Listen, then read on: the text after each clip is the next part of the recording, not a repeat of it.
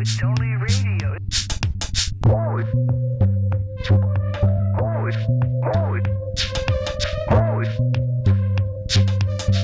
only radio. Radio. Oh, it's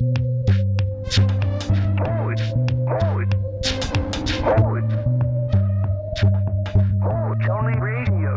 Oh, isn't that right? It's only radio. Radio. Oh, it's only radio. Everything's okay. Everything's well, here's it right. Everything's okay. Everything's okay. Everything's okay.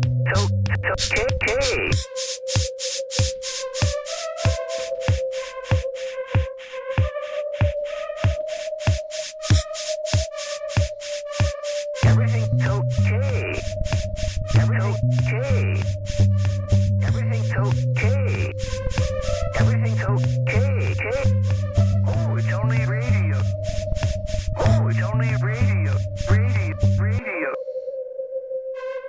Okay. Oh, it's only radio. Oh, it's only radio. Radio.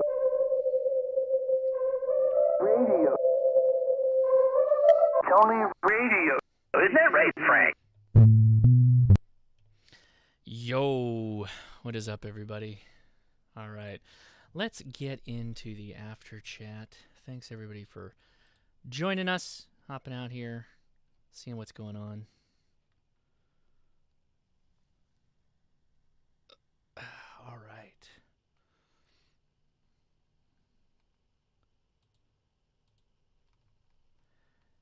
Yep. Hello. And am I making it? Okay. hey, Josh. Hi. Flibberty gibbets. Liberty gibbets. Anybody doing the winter heat contest? The winter heat contest? No, I'm doing the summer heat. No, I heard a couple of people working it today. What's the exchange like for that? Just strictly call 5'9", what's your call? strictly call sign exchange, and on simplex designated channels you can make one contact per frequency per day. Oh, this is like that month-long thing, right? Yeah. Oh, okay. Yeah, I think somebody sent me the link to that. It looked interesting. Propagation is rocking in Illinois right now. I just made a 110-mile simplex contact. Right on. I don't know if Toys Are for Boys is in the Twitch or the Discord after chat, but thank you for the super chat. I appreciate it. Okay. Is that for HF or UHF and VHF? UHF, EHF. Ooh, after that, I'm going to check and see if there's anything activity down here on 5.2. It's all technician frequencies, UHF, VHF, and one 6 meter frequency, plus GMR, C4FM, and D-Star. Did they do 10 I'm not meters? surprised. No, technicians, they wanted to have it so all technicians can participate. Well, 10 meters has technician spaces, though. Mm-hmm. Not with FM, I believe. Yeah, 6 meters the is wide technician open to space for 10 Japan right meter is now. FM. I mean, it's true that it's not. No. I guess that's the repeater space. No, Is technically, that right? it's 10 SSB. No, don't I have the think FM you're portion. right. You got it. No, good point. Good point. Cool. All right. Welcome to the Ham Radio Crash Course After Chat. Thanks, everybody, for joining us. So what we normally do is, if this is your first time coming out here, we'd love it if you said hello, introduce yourself, and if you had a question that you were waiting to get answered or you had joined us to ask this question, that is the time to ask it. So anybody here for the first time would like to say hello or ask a question? Hello, this is Sean G. I sent you a super chat there at the very end. Just wanted to say hi. Like I said, going to have lots of questions, but I'm just still learning at the moment, going through all my books and manuals, trying to figure everything out. Right on. Do you have one, the most pressing of questions? Not that we won't try to answer them all, but we will we'll try to get a lot of people at least a couple of their questions in. So what's your most pressing question? My most pressing question, I've been looking through your videos, but I'm kind of curious what you would say the essential tools are, like they gotta have to start your shack. Okay. Yourself. I saw a video about tools, but I don't know if all those are necessarily essential for just beginning. I guess SWR. they're not essential for just beginning, and it really depends on what radio you get, and it kind of depends on what area of radio you want to. So what are you planning on doing while you start out your radio journey? I'm kind of in a prepping phase just because of the state of the country at the moment, trying to make sure that if the world goes to chaos, I've got a way to communicate just to figure out what's going on in the surrounding area, so I know where to avoid, where I can go, and everything like that. Okay. I would say that you should check out a nano VNA, possibly get a nano VNA, and a decent soldering iron. Probably the soldering iron I would put higher on the list. Okay, yeah, I've been looking at those. I'm looking at the Hako just because it seems to be a pretty much standard good unit, and I've seen your videos on it too. So I was looking at that, and I do have some soldering experience. It's just been a while. Mm-hmm. Well, I realized I'm live streaming to YouTube right now was not my intention, but I guess I'm doing the after chat on YouTube now, which was not my goal. But okay, let's just run with it and see what happens. Anime, thank you for the super chat. If anybody wants to join the voice chat, you have to join the Discord to get in on that side of the house. So yeah, soldering station would be really recommended. Precision screwdrivers, diagonal wire cutters, and a nice set of needle nose pliers. That would be like the base. And then an antenna analyzer, like a decent antenna analyzer would probably be next. And you could get away with a nano VNA because it does a lot of things beyond an antenna analyzer like a rig expert, but it's a little more fiddly to get used to. A multimeter? Oh, multimeter. Great call. Yeah, multimeter would probably be right after the soldering iron. In fact, I don't know that you could have one without the other, so you might want to, even if it's just a Harbor Freight $5 job, you should probably have a multimeter. 20-ounce paraguay. Awesome, thanks. Yeah, I'll probably pick up I'm probably just gonna get one of the iFixit kits because they've got a lot of different precision screwdriver heads and all that stuff. I'll get one of those, a soldering iron and a multimeter, and we'll start there. Thanks, Josh. There you go. Right on. Okay, so anybody here for the first time wants to say hi and ask a question on the Ham Radio Crash Course After Chat, come now.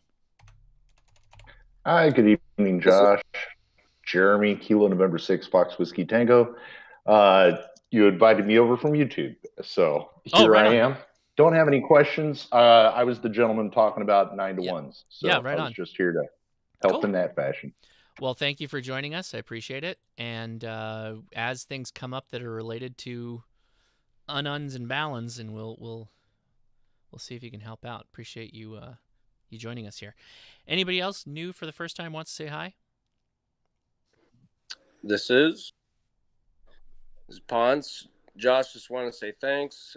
Just took my test and passed today for my technician, and it was partially because of your channel that got me pretty interested in it. So just want to say thanks. Right on.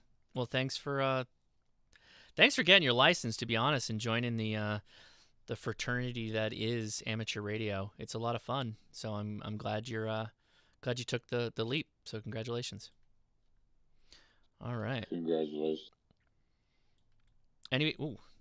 Anybody else first time wants to say hi, ask a question?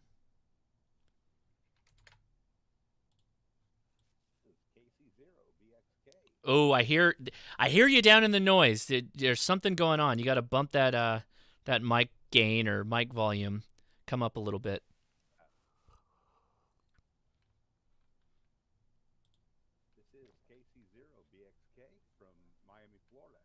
Well, I hear him. Does everybody else hear him? But you're super low. Your volume is really low. It's like a 5.1 or so, 5.2. Yeah. I'm sure whatever you need to do to bump up the I volume, you can't will hear sound him. fantastic. 3-3.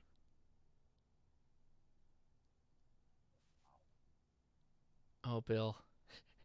I could see you activating, but it's not your volume's too low. Go into the Discord settings, the little gear at the bottom, and bump up that volume. Or let it handle it for you. Would you add terminal crimpers to your tool sets? Likely, yeah. Well, okay. The question that was asked earlier is like the most important tools. I can crimp things with a pair of pliers if I needed to. It's not preferred, but a proper set of crimpers and a proper set of Anderson crimpers are, absolutely a part of my toolkit.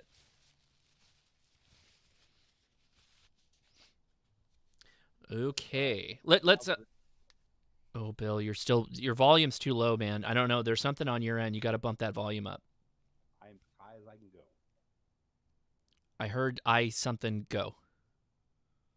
He said that's the highest he can go. Then there's something else going on, buddy. You got to change mics or something. Yeah, look in the text chat. Play around with it a little bit. We'll come back to you. Hang out, and then we'll come back around. Anybody else here new for the first time that wants to say hi? Yeah, I've not actually jumped in here before. Andy K5PO. Follow you on Twitter for a long time. Watching YouTube for a long time, but actually just recently got into Discord. So no question, just haven't messed around with this much. Yeah, you got good audio. Very good audio. So thanks for joining us out here. Appreciate it. Yeah, sure thing. All right. Anybody else wants to say hi for the first time? Maybe ask a question? We got some smart people in the room. We got Adam. We got Mike, K at MRD. Anybody Well, I'm else? not smart, though. Well, I didn't say that. We got some smart people. Oh, okay. No, Yeah, Mike's you very are. smart. Can you hear me? And you went to Texas. Can you hear me? Yes, we can hear you. Go ahead. Hi, my name's John. I'm Ahab in Discord for a game I play. But I just want to say thank you. I just took my tech license test today. So I'm in that limbo phase, and I'm like a kid waiting for Christmas. Right on. Congratulations. Is the game you play Moby Dick themed? Is that why you're Ahab? No, it's Star Trek Online, and the first time I played it, I didn't know what it was about, so I just picked Ahab as, what's the captain? Oh, Ahab. Is Star Trek Online still around? Wow, I haven't played that. Yeah, it's still there. I played it when it came out, and I got like a bunch of free stuff. Yeah, so did I. And I played it for like a month. It wasn't that great when it started. So hopefully it got better. Yeah, I think from when it first came out, they switched developers and they changed the format. So I mean, I like it. So well, cool. Yeah. I'm a 50-year-old kid too, so I'll probably like almost anything at this point. You don't play EVE Online or Evo, do you? Or is it EVE Online? No, this is the only game. Okay. Spreadsheets in space. Spreadsheets in space. That's what I was thinking. A lot of fun though. Yeah, I've played it a couple of times. It's a good game. Okay, anybody else here for the first time wants to say hi? Maybe ask a question. Newcomers is what we try to have come out and say hi if they're out here for the first time. Okay, this is KC0BXK. Bill, can you hear me now? I can. What did you do? I upped a few things. Okay. Well, you're making it now, so you're hitting the repeater. Go ahead. I'm from Miami, Florida, originally from Missouri, which is where I got my ham license. Okay. Hence the 0 in my, and apparently they don't change your zone anymore. Right. So, but yeah, I've been maybe 10 years, haven't had a ham radio. Cool. And just out of happenstance, I was like, let me try the bail thing. Mm-hmm.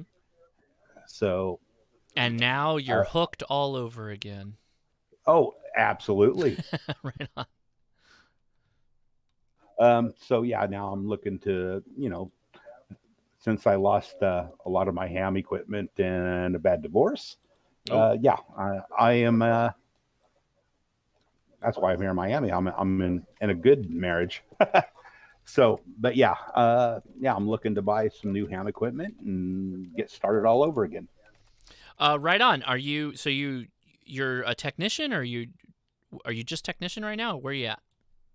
Yeah, I'm a technician, and apparently, with my 10-year hiatus, Mhm.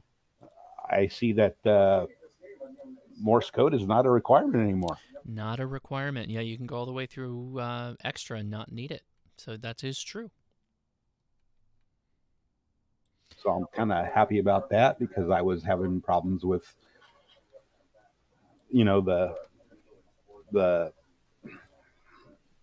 Morse code part. I mean, I got part of it, but yeah, I'm excited now. Good. Well, there's a wealth of things you can do with ham radio, and it's a lot of fun. And you just kind of have to find the thing that is currently giving you ham radio butterflies and just kind of go after that a bit. And like I said, there's just so many things. It's such a great hobby for that. So really, it depends on what you're interested in, what you find fascinating at the time. And you know what? It's okay if your feelings change, you want to do something else, you can do that, because there's so much you can do. So that's not a big deal either. So thanks for re-upping and getting involved, and let us know if you have questions or whatever.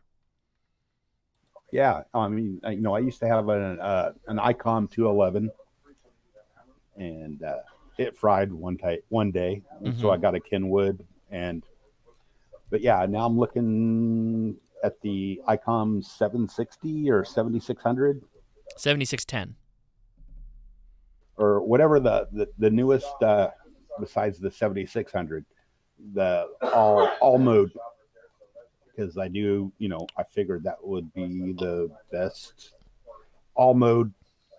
7100, all band, all mode. You want to do VHF, UHF, and HF?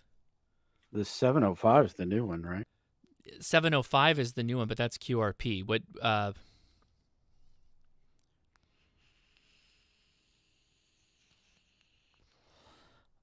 I lost him. Bill, are you still there? Bill. Oh yeah, I'm still here. Okay. Yeah, there's a lot of radios. It really depends on what you're really passionate about doing. But I like, the new stuff, like with the waterfalls, and yeah, I've always liked ICOM for whatever reason. I don't know. I like them and too. Kenwood. Yeah, good stuff. Right on. Okay, hang tight, Bill, and if a question comes up, feel free to jump in and we'll take it. But let me take some more newcomers here. Anybody else here for the first time that wants to say hi and maybe ask a question? I do. I'm not. Will be my second time, but I haven't had a chance to introduce myself before. Hi, my name's Will, KI5HHW. Of course, my Discord name is my Xbox Live, for Xbox video game chat. Okay. Gamer tag. Okay. But yeah, I'm originally from New Jersey. Moved out here to Central Texas about 2017, and I got my ticket on October 2019, so it might be a year or two from now that I have had it. But that's pretty much all I have. Cool. Nice one. Any questions or anything? No, not really. I have a video idea for you when you get a chance. Send that on the DMs on the Discord. Alrighty. Right on. Okay, anybody else new for the first time wants to say hello? Maybe ask a question. Come now. Hey, I'm Daniel, AE4ON. First time in the Discord. Spent a lot of time watching you and the other YouTubers, and really appreciate the time and energy you put in. And I'm actually, my Christmas present to myself was getting all the parts to build a 49-to-1 so I can put up a end-fed half wave. So I'm in the process of building that now. So your show was particularly pertinent. Anyway, and Mike, take heart. Even if you're not the smartest one, you can be the pretty one. That's strike 2 there. Killed it. Yeah, killed it, man. You nailed it. Right on, dude. Very cool. Thanks for joining us. I appreciate that. That's awesome. You got a question? Nope. I just want to say hello. No questions. Appreciate the show. Appreciate the channel, and you guys keep up the great work. Well, thank you, buddy. I appreciate that. That's great. All right. Anybody else new for the first time wants to say hi? Maybe ask a question. I haven't even called CQ yet on FT8, but I will shortly. Band. 40 meters. I'm on 40 meters FT8. Roger. QSY. We got a lot of dirt going on there. There's a lot of signals out there. A lot of signals on FT8 right now at 40 meters. We may switch it over to JSA call. I don't know. We'll see. Okay, anybody else new for the first time wants to say hi? New here, KD9QXW. Just got my Tech in General one sitting in October. New, just been watching your videos a lot. I currently live in upstate New York. But anyway, just want to drop in, say hello. Right on, dude. Thank you. Well, I got something I got to say. Biker Bob 59, who's in the YouTube chat. Biker Bob and I go way back. And he just said, I said, what's going on, man? And he said, still above the dirt, which is good. I'm glad to hear Biker Bob still kicking up in, I don't know if he's still up in Canada, but anyway, he's getting his ham ticket. So that's awesome, dude. Congratulations. I'm super glad about hearing about that. That's awesome. So big shout out to Biker Bob. Thank you, buddy. Very cool. Anybody else here new for the first time wants to say hi? And this is Robert, KD2UCJ. Can you hear me? Yep, I hear you just fine. Go for it. Awesome. Yeah, I do have a question. So I'm a technician, so I don't get a lot of work with HF, but I'm also in the military, and I do a lot of HF training. So my question is, I've heard a lot of things about how you end your line, whether it be a resistor or an insulator or the grounding, from a bunch of reconnaissance guys who've done a lot of fancy things. My question is, how does that affect the Balloon or the Unun? We use a standard 1-to-1, but as I was kind of interested in what Adam does doing his mountaintop stuff. He has a lot of field expedient things, but I guess what affects the Balloon with what's at the end of it and how you terminate it at the end for that signal to not come back?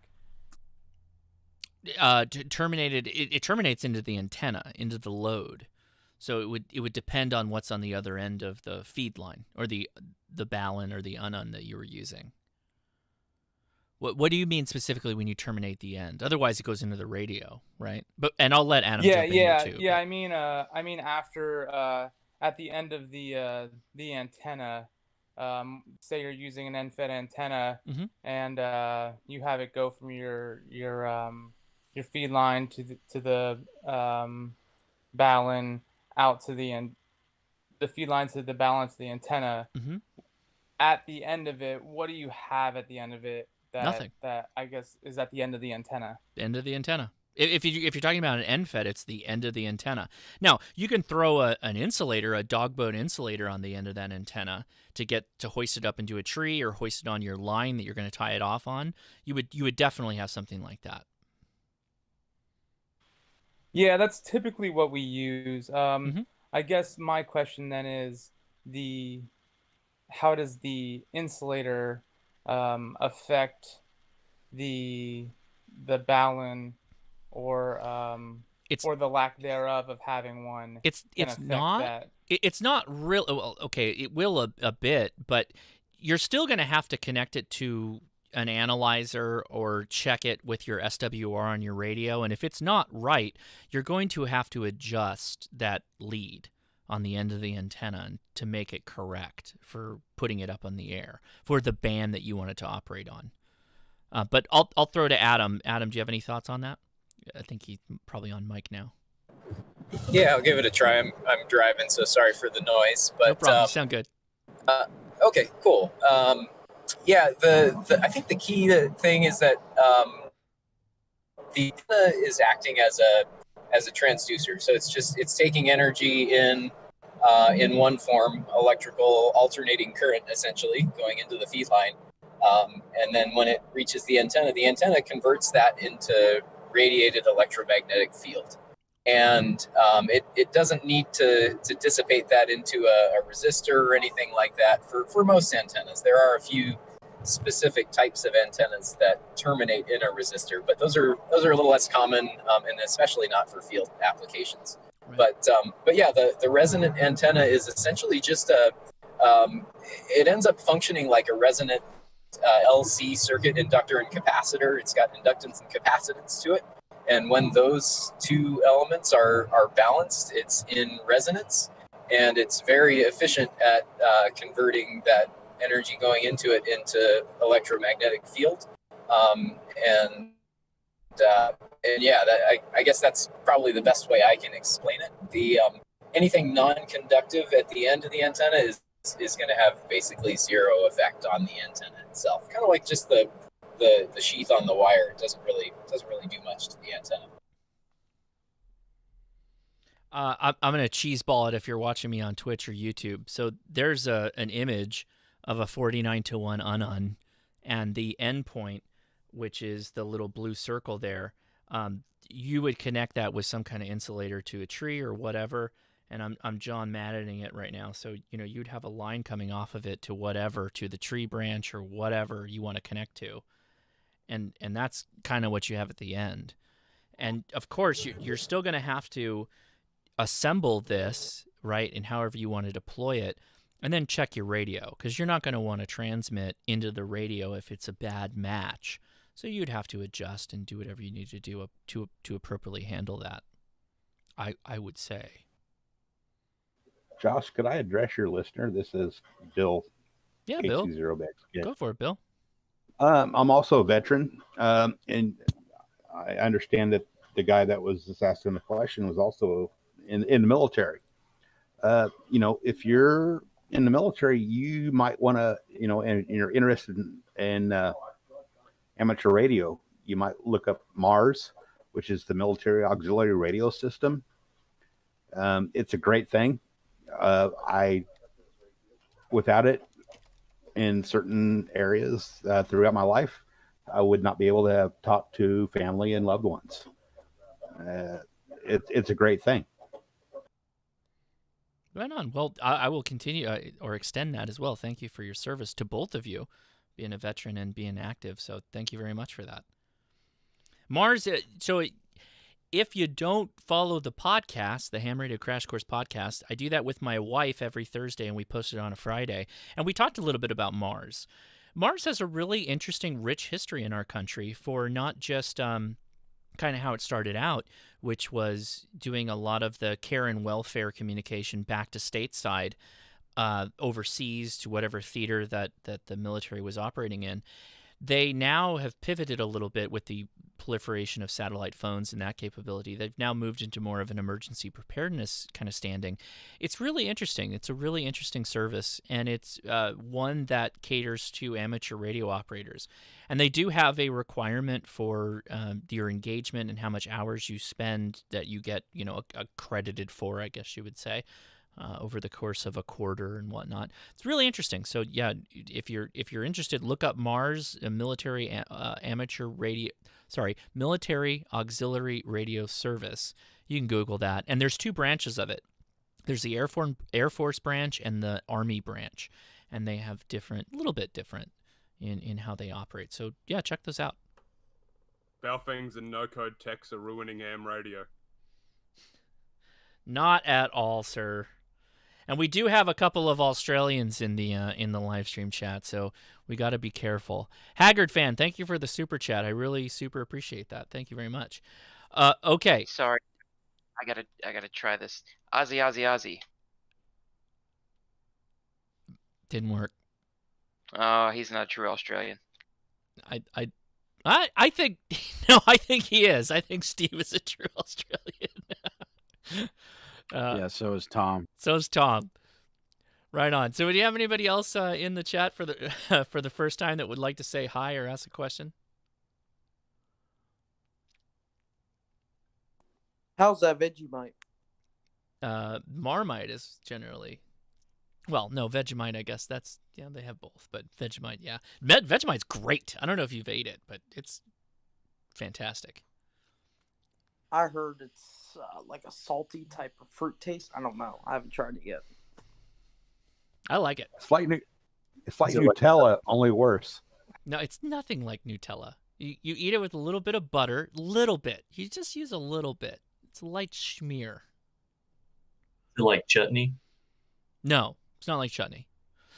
Actually, so again, I'm not Australian. Steve, you want to answer this? Actually, do you want to jump in there and talk about Vegemite, or did he eat himself out of here? He might, yeah. It's like a nice mutton, lettuce, and tomato when the mutton is nice and lean.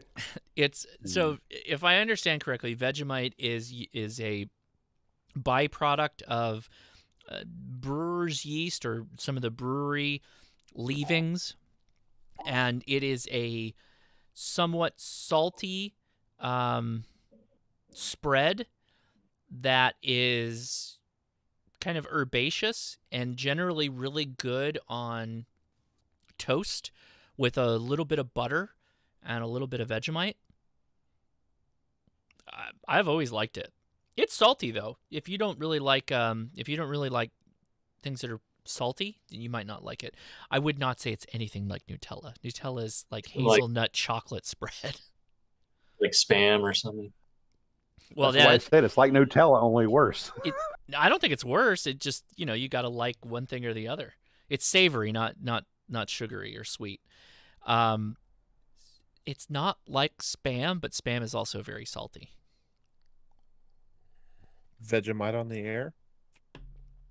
What do I make an antenna out of Vegemite? Is that the new whip grease? Vegemite is the new whip grease? I mean, if there's salt, that would make it pretty conductive. It's very salty. So somebody's asking to explain what I'm doing on my screen because I haven't actually done anything with it.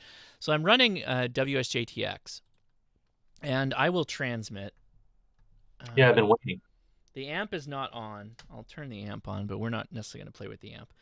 I'm going to start transmitting, and you'll see. I'm transmitting now. The little red light over here is on the Enable TX.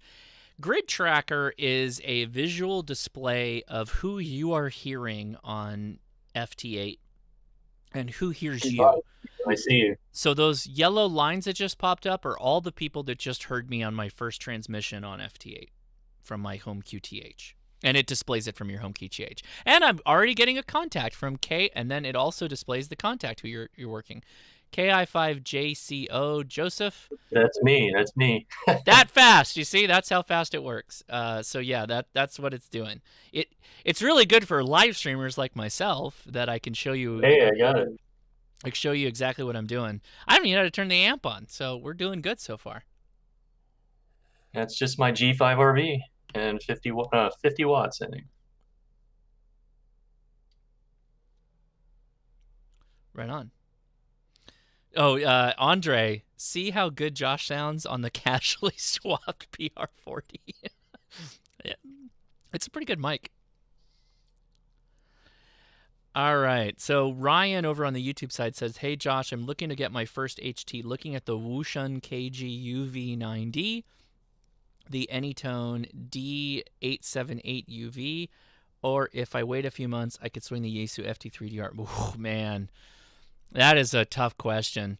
It's really going to come down to what you want to do. If you're like so hardcore DMR, like you're going to do DMR, then the Anytone is kind of the way to go. If you're kind of starting out, he said first HT, I would put you more towards the Wouxun, the UV9D, or the Yaesu FT3DR, personally. The Yaesu FT3DR is going to do more than the Wouxun does. The Wouxun is just kind of a wideband receiver, but it's really good. It's a really, really good radio. I don't know. The FT3DR is a very good radio. I was thinking the same thing when you went through that list. I was like, yes, yes, and yes. Yeah, they're all good. They're all really good. Yeah. But I agree with your assessment, because I was using the Anytone today for my soda activation, and I haven't. I'll admit I haven't used the FT3 DR, but I'm gonna assume it has a decently usable menu system. It's very the good. Anytone manual. Yeah, the Anytone menu is a pain in the arse to do anything manually with. The Woshun's quite easy. Yeah, I agree, Adam, 100%. Somebody gave extra points to the Wouxun in the chat that it's full duplex. So if you're interested in doing satellites, the Wouxun's going to be a better call, because neither of the other radios are full duplex. Now, I will caveat that heavily. I don't know that it's full duplex in the same way that the Kenwood D72 is full duplex. You will have to ask the satellite Twitter on that. In my experience, it doesn't work as good. The satellites that have the 70 centimeter uplink and 2 meter downlink, you have, I think, a better shot at it working. Or is it the other way around? I forget which one it is. I think it's that way.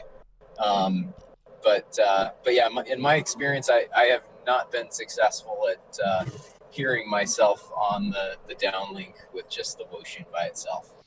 I want to be really clear when I say that a proper full duplex HT, there's very few that exist. The Kenwood D72 is really the only one that's kind of the benchmark standard in that space. Many people have said the Wouxun is capable of it. It might be, but not the way the Kenwood is. It's proper full duplex, but the key is that when you're dealing with 2 meter and 70 centimeter, which are, one is a multiple of the other, you have to have really good filtering in there, and the filtering in there isn't good enough to get a weak signal from a satellite while you're transmitting at full power and not have it desense the receiver so much that you can't really quite hear yourself. So for stronger signals, or for it does do dual receive at the same time too. And you can receive while you're transmitting if you have a stronger signal coming in, and you can actually hear what's coming in while you're transmitting. But for sat work, I have not been successful getting it to work full duplex on a sat. Yeah, and another caveat, the D72 is full duplex when you're using headphones. If you have a listening capability, earplugs or whatever, you will be able to hear yourself come in on the downlink of the satellite. That's the point of why you want full duplex on an HT. Specifically that reason for ham radio satellites. It does really well. I've been able to work SO50, SO92. Those are the two satellites that are, like, whenever I look them up, I'm kind of relatively close to a pass. And I've had no issues with running it with a Arrow antenna and the 72. In a mobile, the Anytone 578 is full duplex, I think. Yeah, and there's a lot of, well, as we learned when we talked to Sean, that there's multiple people who use 2 mobile radios as their radio for doing satellite work. Oh yeah, so there you go. Look at Eric. There you go. Ham Radio Concepts. He's doing SO50 with the Wouxun KG UV8D handheld, which I'm sure you can, but I don't. Go watch the video. I'm not going to watch it right now while I'm doing the live stream. But yeah, he's actually got 3 videos where he's done it. Hey Josh, did my my final come through to you on FT8? Sorry, what was your call? KI5JCO. The final 7.3. I didn't, but I don't need it. I got the signal report, so we're good. Okay, it went in the log. I logged you. Oh, okay, cool. I got W7SUT. Hey, Josh, I got a satellite question. Satellite question, go. I'll try my best, but I would defer to satellite Twitter which is the best that Twitter produces these days. So go ahead. So I know with different satellites in the International Space Station, you just put up a UHF VHF repeater, right? So For satellites? No, you don't use repeaters for satellites. What do you mean? What? I know the International Space Station has a repeater on. No, it has a digipeater for APRS. It doesn't have a voice repeater. Oh, okay. Well, I was just curious about with satellites, why UHF, VHF, and why can't satellites do HF? There are some satellites that do HF, but let me be really clear. Because of the reasons why we use HF at the terrestrial level, why do we use HF? Because it bends against the ionosphere. We want the refraction against the atmosphere. We use VHF, UHF, and higher frequencies to break through the atmosphere. And we're trying to communicate with the celestial body that is orbiting the planet, so we've got to use a higher frequency radio to be able to do that. So that's why we use that. Yeah, I think there's a couple other elements worth noting too. HF gets absorbed pretty significantly, especially the lower the frequency you go by the D layer of the ionosphere. So the more losses you have getting to space and back, the less useful it's going to be. And then the other note was, and I know you know this, Josh. I think it was just kind of misspeaking, but the ISS does have a crossband voice repeater on it at this point that is oftentimes turned on.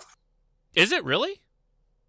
I did not know that, actually. So no, you're telling me something. Oh yeah, so it's working now. Interesting. At least it has been. They turn it off and on for various things if they're docking or if when they were using it for like the SSTV event. But I think it was turned on last October, November timeframe. Oh snap! I guess I'm being like an OM. I'm so used to it not running that I'm like, it doesn't work. That never works. You're never going to be on the... Oh, wow. Okay. Well, I'm adding this to the... Well, thank you. Thank both of you for mentioning that, because I'm going to add that to the list. The main reason why I asked that is because how I understand UHF, VHF, it's, local comms. And HF is far distance. So I would think a satellite would be good for far distance. Then UHF, VHF, but yeah, but the atmosphere gets in the way and makes that whole thing a lot more complicated. The losses that are attributed to the atmospheres is too much for HF to deal with, and you don't get to where you're going. Since you said that, that makes a lot of sense. The atmosphere. Plus, just doing. Plus, just also. Doing, go ahead. Sorry. Sorry. Just me, as a tech, just doing regular UHF, VHF. I don't really understand the atmosphere stuff to the HF side. Right. Because I haven't really messed with HF since I'm a tech. So I didn't really, I get what you're saying, but I don't, I haven't used it personally. It's, it's not knowledge. Yeah. So the other thing to keep in mind is that if the satellite was going to do HF, you would probably have to deploy a much larger antenna than what they do now, which seems like they may not want to do that in a small little CubeSat or small sat or something like that. You got to remember, and I've talked about this before, CubeSats are really interesting. A lot of CubeSats antenna system is made with tape measure, literally pieces of tape measure that are cut for the frequency they're going to operate on. And they fold them up when they go in the cargo bay, and they use fishing line to tie them up and hold them. And how they, when they're in space, how they free them is they transmit on the transmitter, and that will heat up the fishing line and make it snap, and that's what will allow the tape measures to snap free. That's one of the reasons why they use tape measures in space as antenna elements. Alrighty. Look, the only experience I ever had with satellites, I haven't really worked amateur satellites. The only satellite I have heard or hit, if you call it satellite, is the International Space Station. When they passed through a few times, I got 2 contacts with them. That's the only thing I considered satellite work that I did. Mm-hmm. Well, Pigeon Man is he's raising a virtual hand. He made a couple of balance similar to this. So far, they have been performing well. And don't see any RF in the shack. Are these truly 1-to-1 balance or some other kind of choke? Well, I mean, it does look like a choke. It looks like an it does look like that's what it's doing, and it's 1-to-1 because you're not doing a there's no transformer in that system, so that's what it's doing. So if it's working effectively for you, then you're probably fine. Okay, that's what I figured. If it's working, just leave it alone. Question.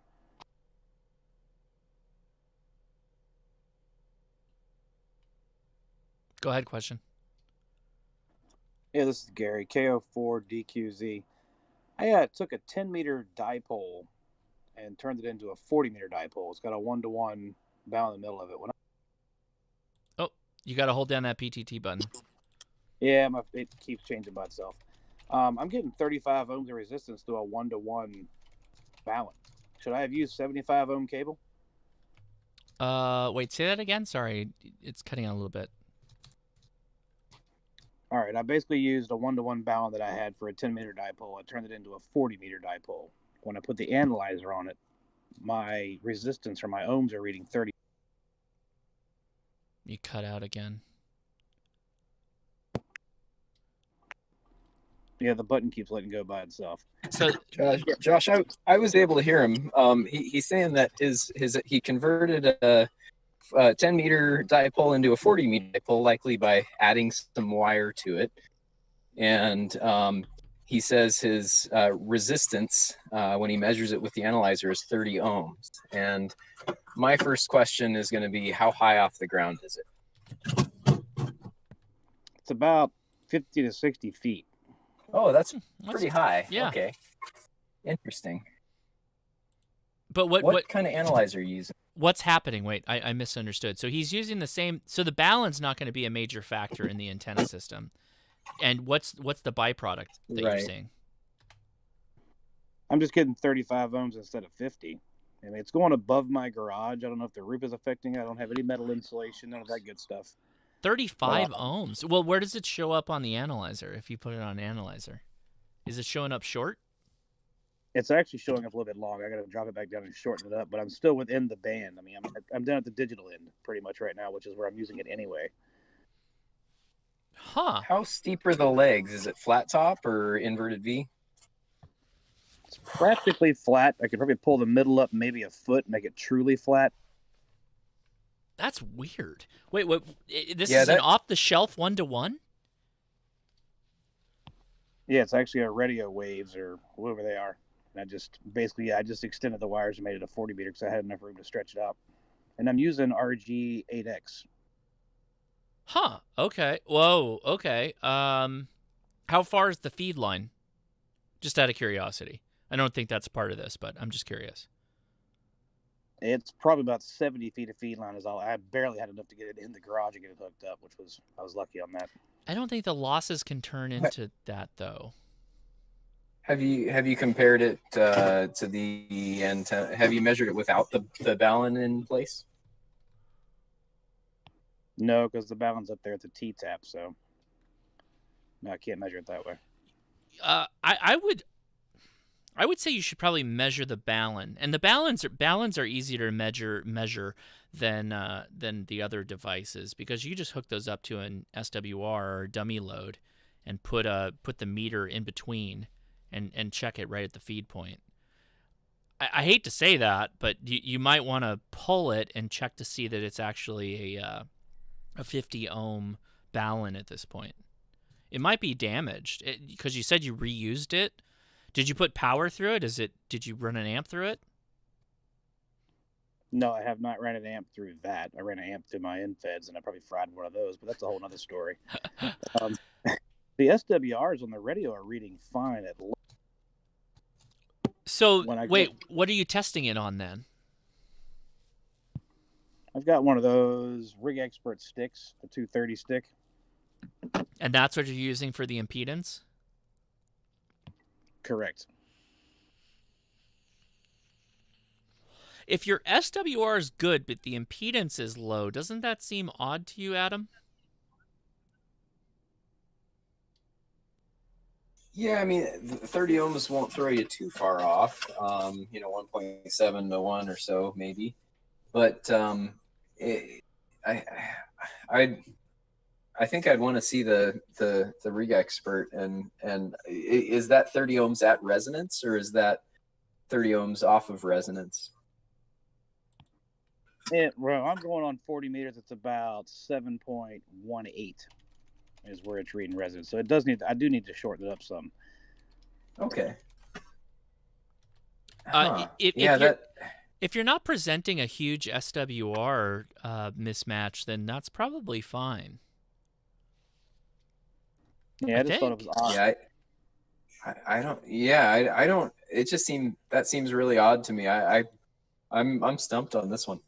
I don't know.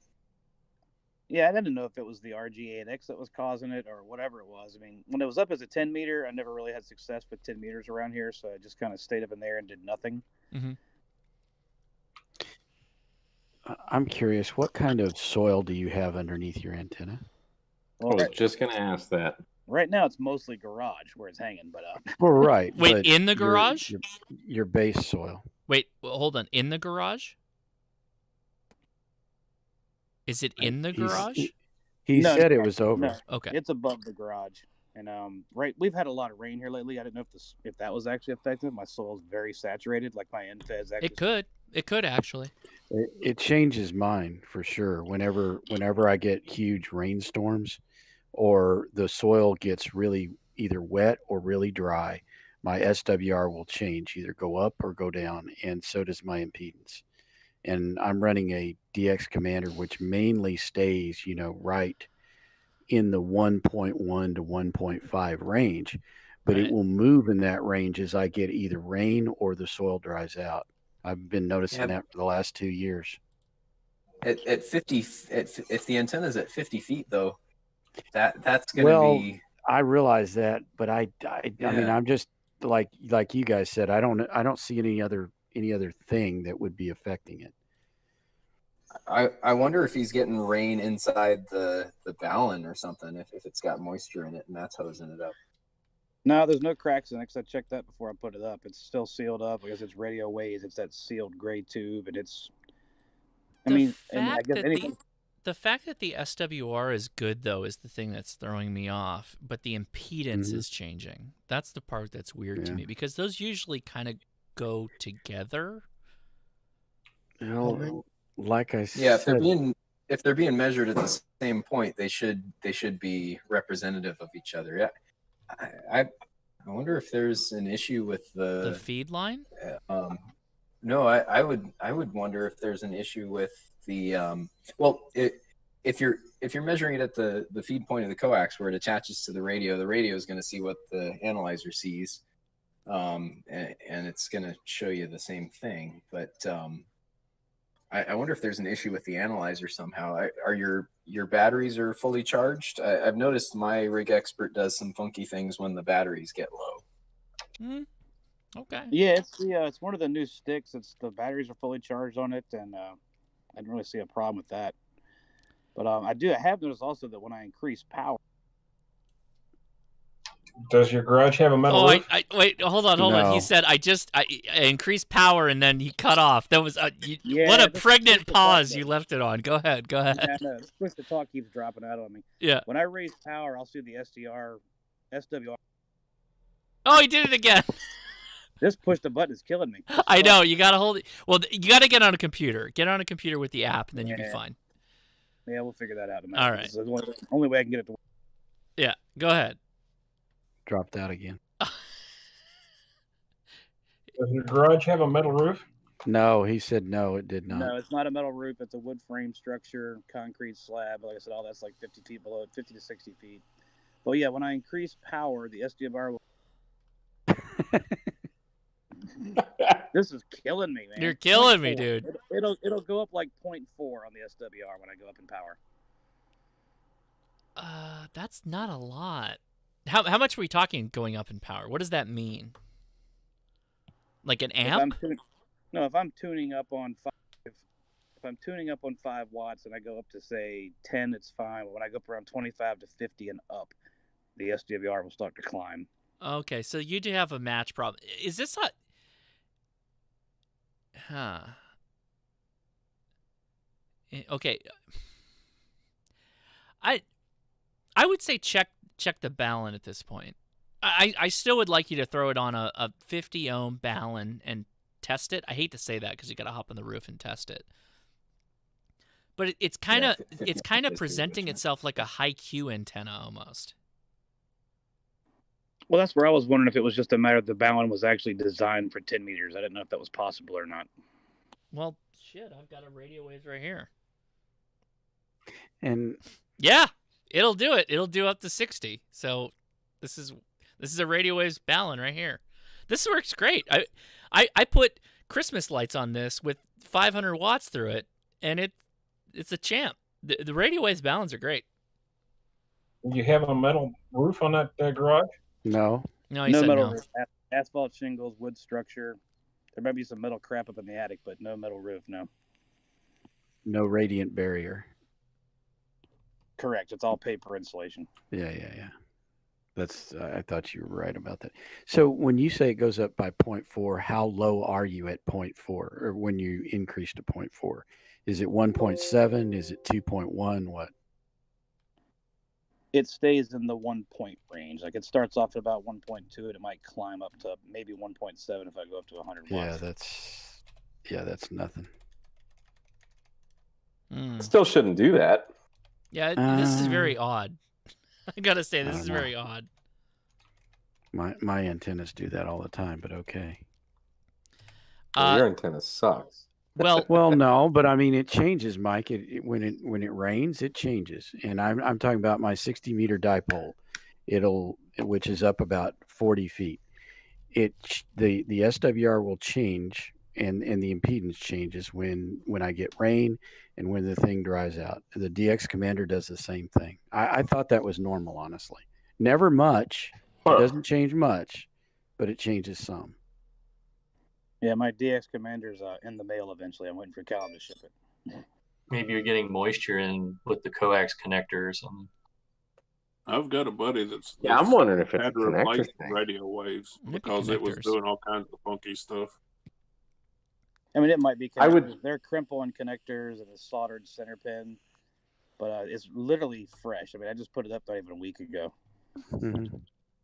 Well, have you? So you said it was like raining or something. Have you? Did you go up and seal the coax or put some tape around the connection? With the You know coax? what, Don? You might be going down the right path.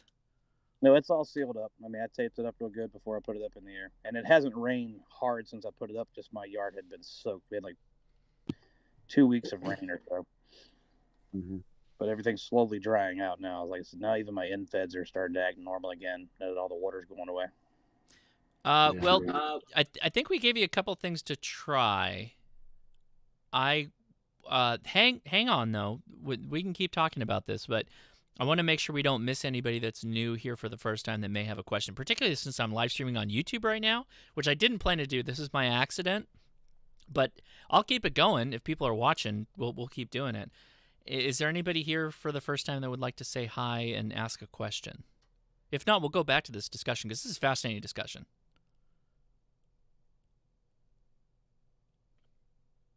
Well, I've already said hi, but I do have a question.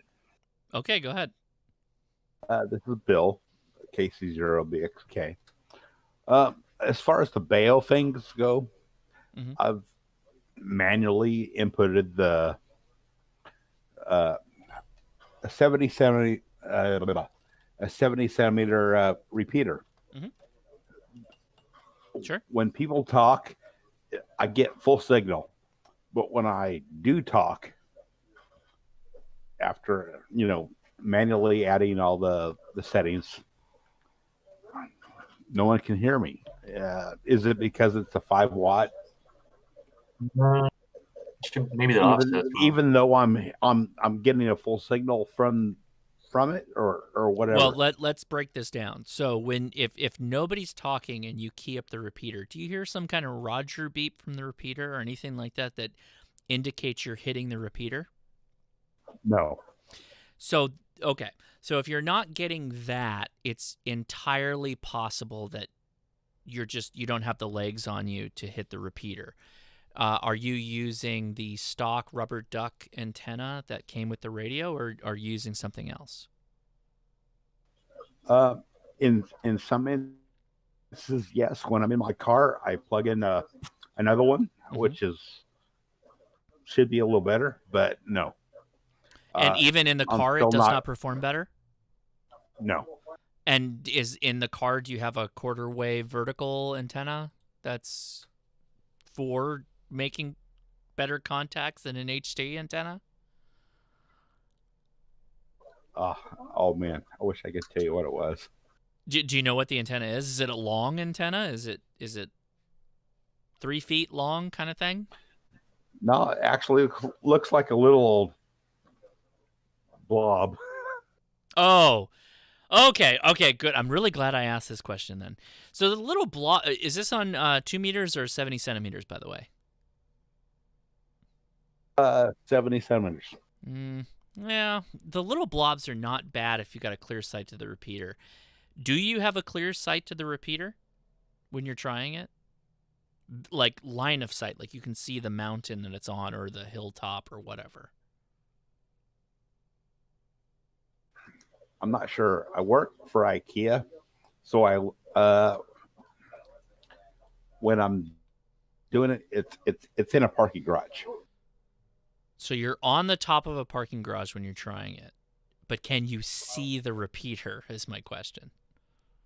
Oh, no, not even close. It's like 9 miles away.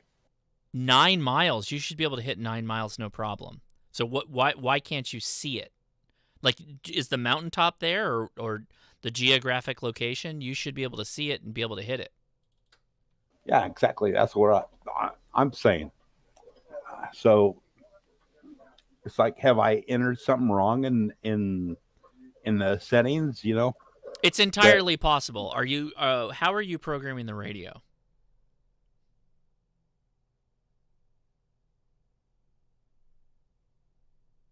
Okay.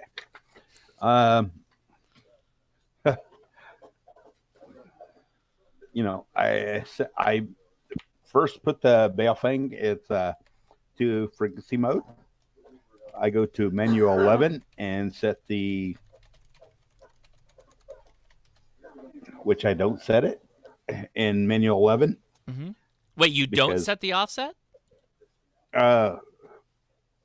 Menu 11, no.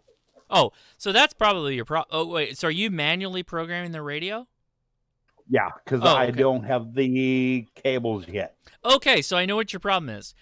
You're not programming the offset, and likely also not the PL tone. So you have to have both those to be able to communicate with the repeater generally. You have to be able to offset your input and receive frequency, and also have a PL tone on the transmitter to open up the repeater.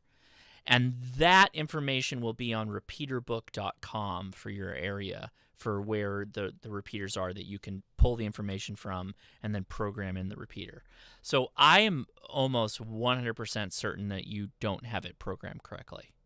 And if you just fix those couple of things, you'll be able to talk to that repeater. Yeah, Okay. and the Which CTCSS. I thought I had. Well, I've been programming my Baofeng from the console too, and it took me like 4 tries to get it to hold the CTCSS tone, and also it kept dropping the offset frequency. Well, let's let him answer then. So, do you have the I will link tell on you Repeater about the Book drop and offset. for the repeater? You can drop it in the chat, and then we can go take a look, and then you can. So you think you have the repeater offset and PL tone programmed correctly? Right. So, you know, the menu 11, from what I hear, you don't use it at all. With the offset, So, the PL offset, the offset tone. menu 11, RTCS rare what I hear is rare. Oh, That's receive CTCS. Yeah, you don't do that generally. Okay, so menu 13, 94.8. This also has another one, but I don't use it because it's local. So then menu 25, plus or minus, I have it at plus. Okay. Menu 26, offset, is at 5.0. Mm-hmm. And then menu 27, save. And you're sure that it's the right PL tone for the repeater?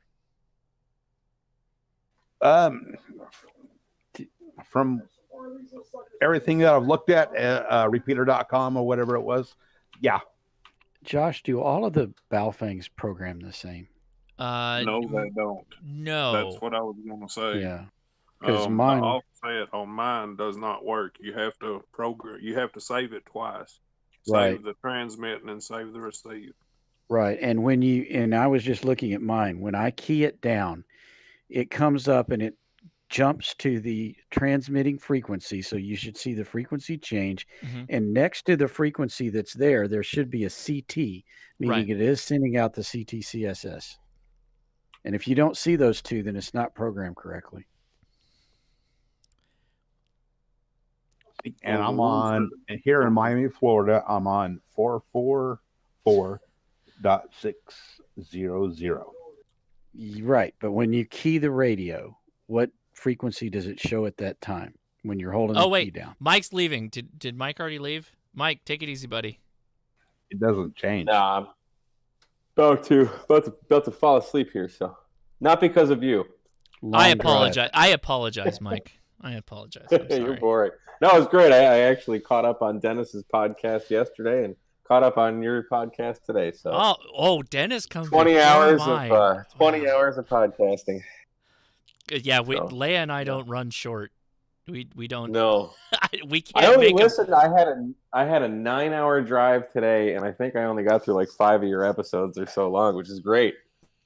So I can't Anyway. imagine listening to me for that long. So, Mike, I award you some kind of award because I. Well, we're listening to Leia, and you're okay. just Good. there, Good so, answer. you Good know, answer. But I I finally am the caught guest. up on the lamp and, I am and the all guest. of that. Yes. So yeah, Yes. good. It, Yeah. it, All right, it- guys. It kept Satan calm during the whole trip. Yeah, he was actually very chill. So he's actually laying down right next to me, surprisingly. So. Satan got Kitty Benadryl and went on a He drive. didn't. The vet did not recommend it. Really? Oh wow. Yeah. No. Yeah. But he was So- chill. He was good. Because we talked about this last week. After about an hour, he calmed down. Yeah. So are you like officially a Texan right now? Because I didn't really check in with you. I'm sorry to cut. We'll come back to the ham radio discussion in a second, but I do want to talk to Mike. You're officially a Texan now? Well, I'm in a hotel right now. I need to find a house, but yeah. I will think not that be going counts. back to I think that Michigan. counts. Everything is packed. My mom and I packed everything up. We were packing from Tuesday through Thursday, and as soon as I find a place, I'll let the movers know. They go get it and bring it down here. So, yeah. So now you can get the big land and you can put up a big antenna. Well, that's the thing. I was just texting Johnny and telling him I don't want to live anywhere near the city, but I don't know how realistic that's going to be. So, I don't want like an hour drive one way to work, but I don't want to live next to people either. I want to have land and antennas and stuff. So, yeah, I want to I have don't know. land and antennas and stuff. That's right. That's You'll still be a Cowboys fan. I hate Hotel football, Willet so that's antenna. not a problem. I'm Houston sorry. Astros. So Football is so boring. There's Mike, a Houston Mike team and I too. have so many things in common, and also our total not understanding of sports. Andre K8ABX, there's 10 guns and thousands of rounds of ammunition in the hotel. The movers wouldn't move those, so I had to take Well, we it can't with me. talk Dude, about my that car, now that I'm on YouTube. Oh, my car was freaking low riding, dude. But So, that was like yeah. that was the you had to have that to even get into Texas. I think that's the requirement. Is that you got to be carrying that much on you at any one time. Yeah. That's why everybody has a pickup truck. Yep. With the gun rack in the back. Yeah, I can't wait to get one of those. But yeah, I got priorities. I want land so I can pew and put up antennas. But I don't know. I might just rent a place for a year or so until I can really get a lay of the land and see what's going to happen here. So yeah, you need to figure out what that traffic is, because Houston traffic is notorious. Dude, it's Saturday and it's busy as heck. Mm-hmm. So, and I'm 30 miles north of Houston. I know, but Houston annexes all of the cities around it, so it just gets bigger every year. Yeah. Well, we'll see what happens. If I own land outside of it, they can't take it. Well, no, they can just we'll talk about it another time. Yeah, take that to the DMs. Yeah. Never. All right, boys. All right, Mike, take it easy, man. But I'm very, very, very happy to be in Texas. So again, welcome to Texas. Thank you. It has been very welcoming. So many people on Twitter. Don has sent the fruit basket. It is in the mail, sir. You can rest assured. I don't want a fruit basket. I want a beer basket or something. Well, it's a Texas fruit basket. It has magazines and Bowie knives shoved into it. But you don't want Lone Star. Don't forget the brisket. And brisket. Yeah, Beer brisket. basket? Lots of brisket. Dude, so I'm in downtown Memphis, Tennessee last night. My hotel was like on the river. I go to, it's called like Central Barbecue or something. So everyone said to go. There's a freaking sign on the freaking wall that said we're out of brisket. Like there's a brisket shortage or something. I'm like, what the hell? So I got a pulled pork sandwich. Like, ooh. Texas is not known for pulled pork, but continue. No, I want brisket. I want brisket so bad. It's so good. And I never cook it because it's like 15 hours to cook it. That's right. It's ridiculous. That's right. Yeah. So I want to eat it now. I do a lot of pork butts. That's about an 8-hour cook for me. You go to a brisket house. You get there at 10:30 and you stand in line. And at 11 they start letting people in, and about halfway through the line they run out. Well, I'm not going to Franklin that barbecue. much of it. Yeah, Franklin's is like that. Franklin's is I would crazy. love to go there though. I watched all his stuff on PBS years ago when I was first getting into barbecue, and oh man, it just looks so good. So anyway, I'm fading. All right. Continue talking about Bofangs and programming. Well, yeah, okay. We'll keep the ham radio Hashtag chat I going. hate lamp. I hate lamp. That's right. I hate lamp. See, Mike and I have a lot in common. I'm gonna continue saying that. That's right, man. Take it easy, buddy. All right, guys. We'll see you later. Welcome to Texas, KI5HHW. Well, so that's a great question from Mandrill Brought Set. I never understood why traffic is so bad in Houston. I'm sure Dawn could probably talk for 15 minutes on that topic. But Dawn, could you do it in 2? There's just a lot of freaking people. They don't build the roads right here. Okay. For the amount of people that are there. That's pure and simple it. Yeah, I remember when I lived in Austin, like that town exploded, but the roads took like 15 years. Because that's an old town. Like Austin downtown, when I was there for going to Modern Rogue, we stayed downtown.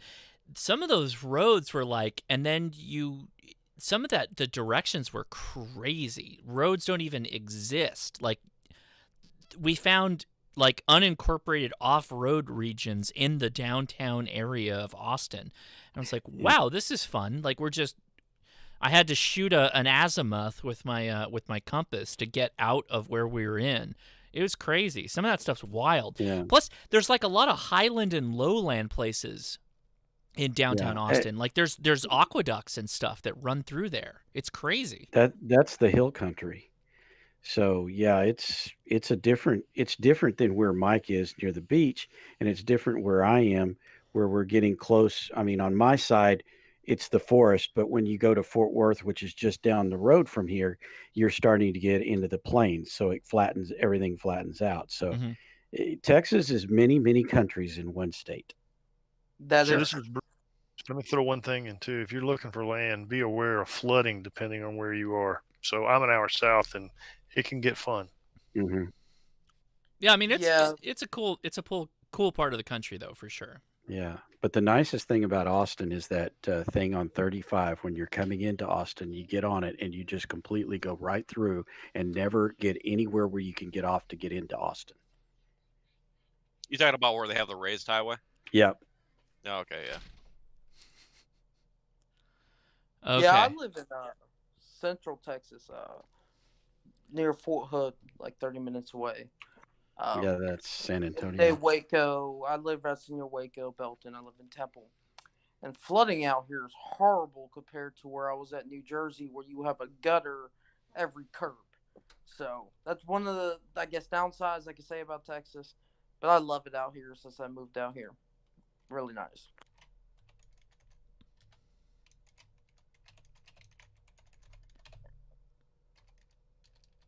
Right, and you want to look at the floodplains when you're looking at property because it's not what you think, and you'll believe some places dry, but in the last 3 years we've had 2 major floods, and if you just talk to the neighbors, you'll find out if something's cheap, there may be a reason. Yeah, I live on top of a hill, so. Let me just point out something ham radio related. Above my head is grid tracker. Those are signals that are hearing me right now. I'm running the amp right now at 300 watts, and this is dialed back significantly from when we started out on who's hearing me. And that's kind of what happens. The bands have changed a bit, and it's compressing or changing, or bands do all kinds of things, but it's dialing back a bit as far as who's hearing me, even at 300 watts output right now. So keep that in mind when you're out there having fun with radio.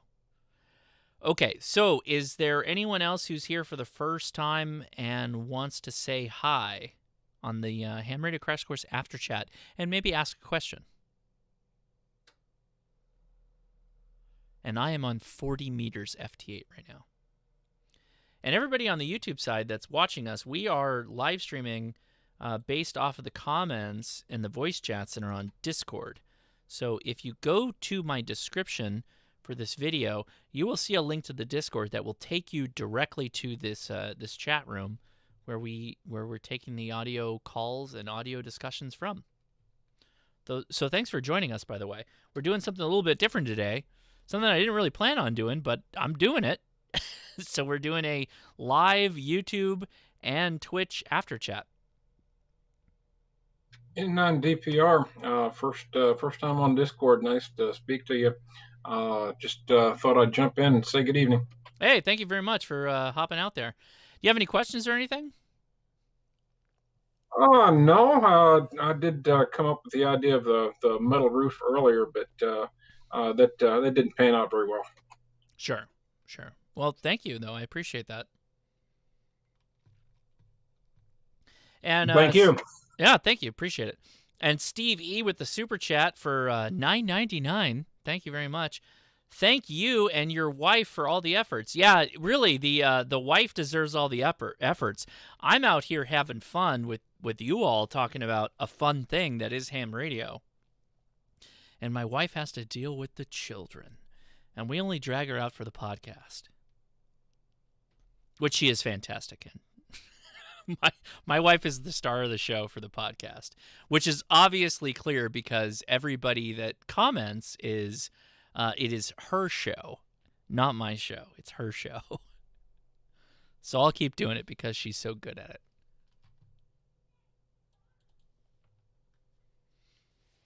So I'm taking she's the producer.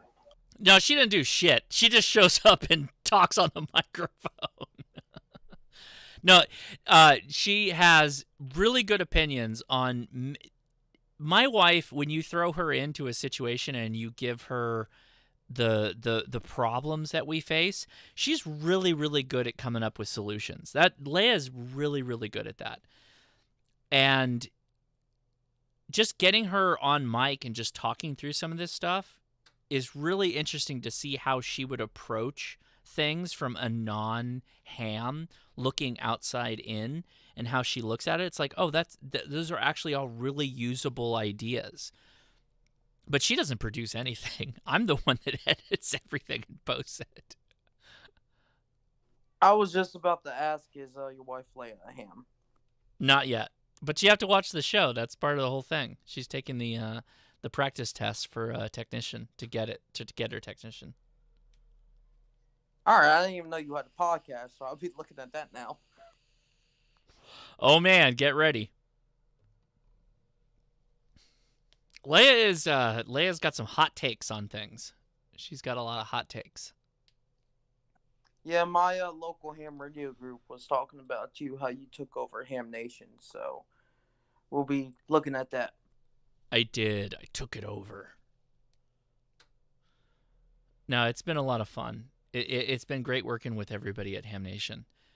They're all really, really intelligent people that have a continual interest in seeing the hobby move forward. And I just think that, you know, we've got a platform here, so let's use it and have some fun with it. So we're gonna change some things up in the future, but I'm really K booty. I'm really just having a lot of fun. I'm reading the chat. Having the YouTube chat like dump into the Discord chat makes things like way more fast and furious. By the way, on the Discord chat, we post memes and we post a lot of other images and things that you're not seeing on the YouTube chat. There's links that are getting posted, so it's a lot harder for us to explain what's going on if you're not on Discord. So, yeah, if you're thinking about it, maybe check us out on Discord. So yeah, I got a big question as Yeah. far as Discord goes. Mhm. Are you a gamer too? You know what? I was a big time gamer, and then you know what happened? This YouTube channel happened, and I could not do that anymore. I am so busy every day.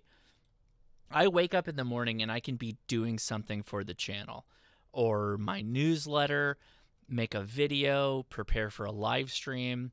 I am constantly busy, and I still have a job, so it's always nonstop, which is fun. New chat message.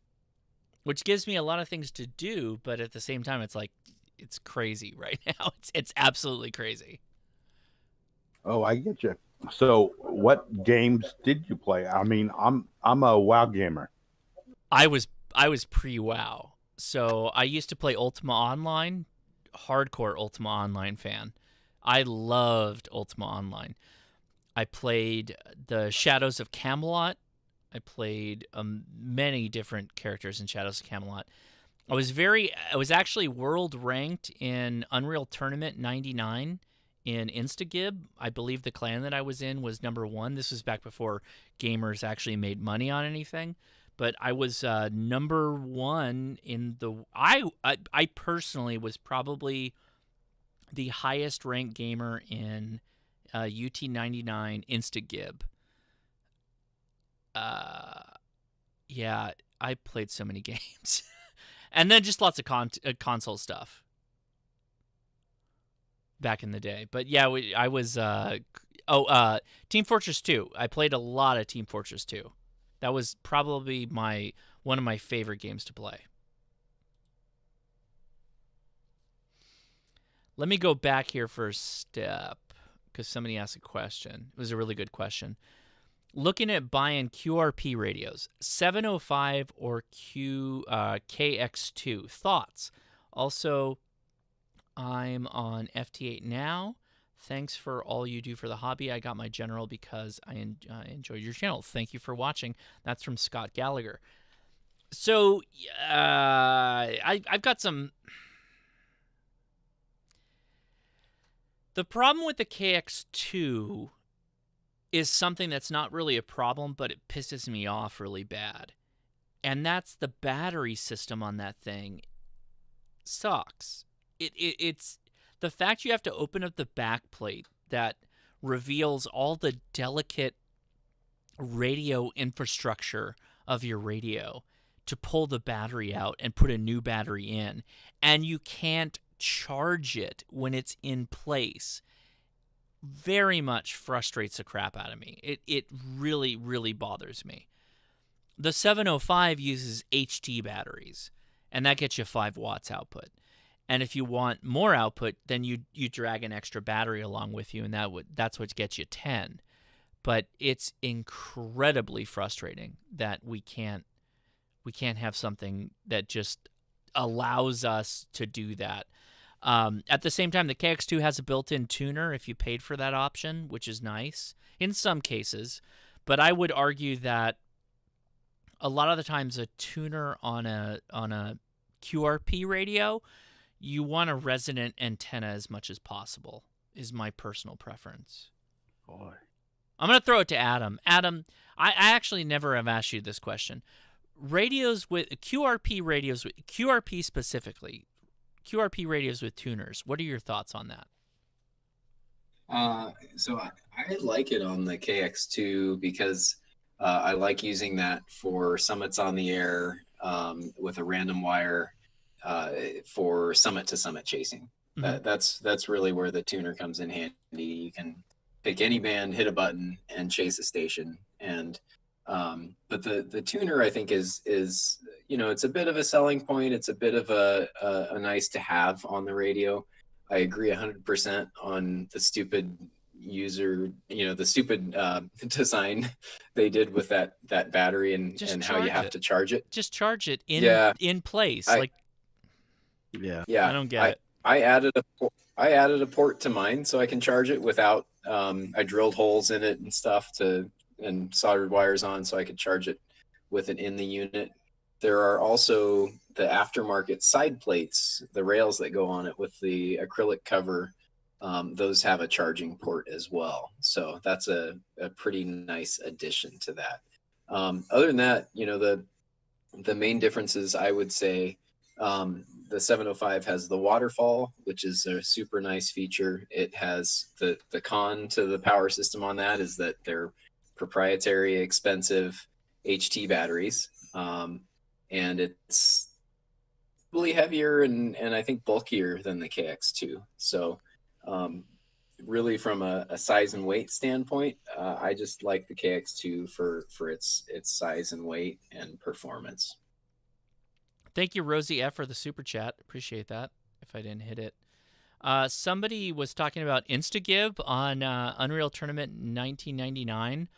I played as Xeon Zaku with a clan called WTF.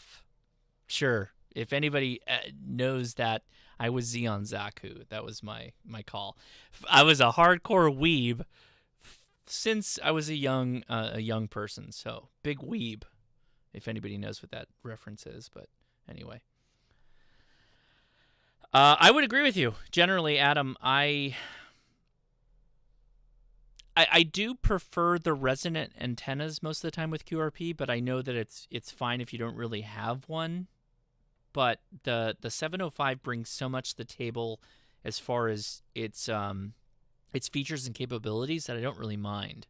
So I don't know. Yeah. I would rather have that most of the time and just plan for a resonant antenna and just go along with my business. I don't know. I guess. Yep.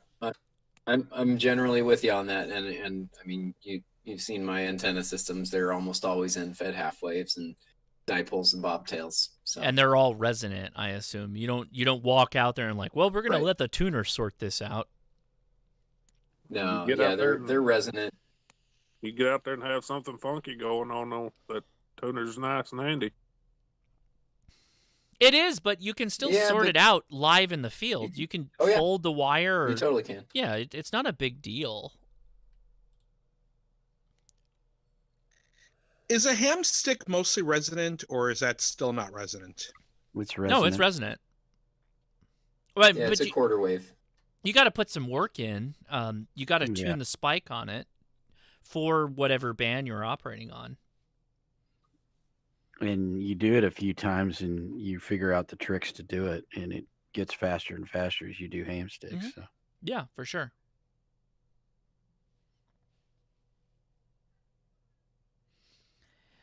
Daniel asks, it's loaded to be resonant, right? No, not necessarily, because loading usually implies some kind of coil or something.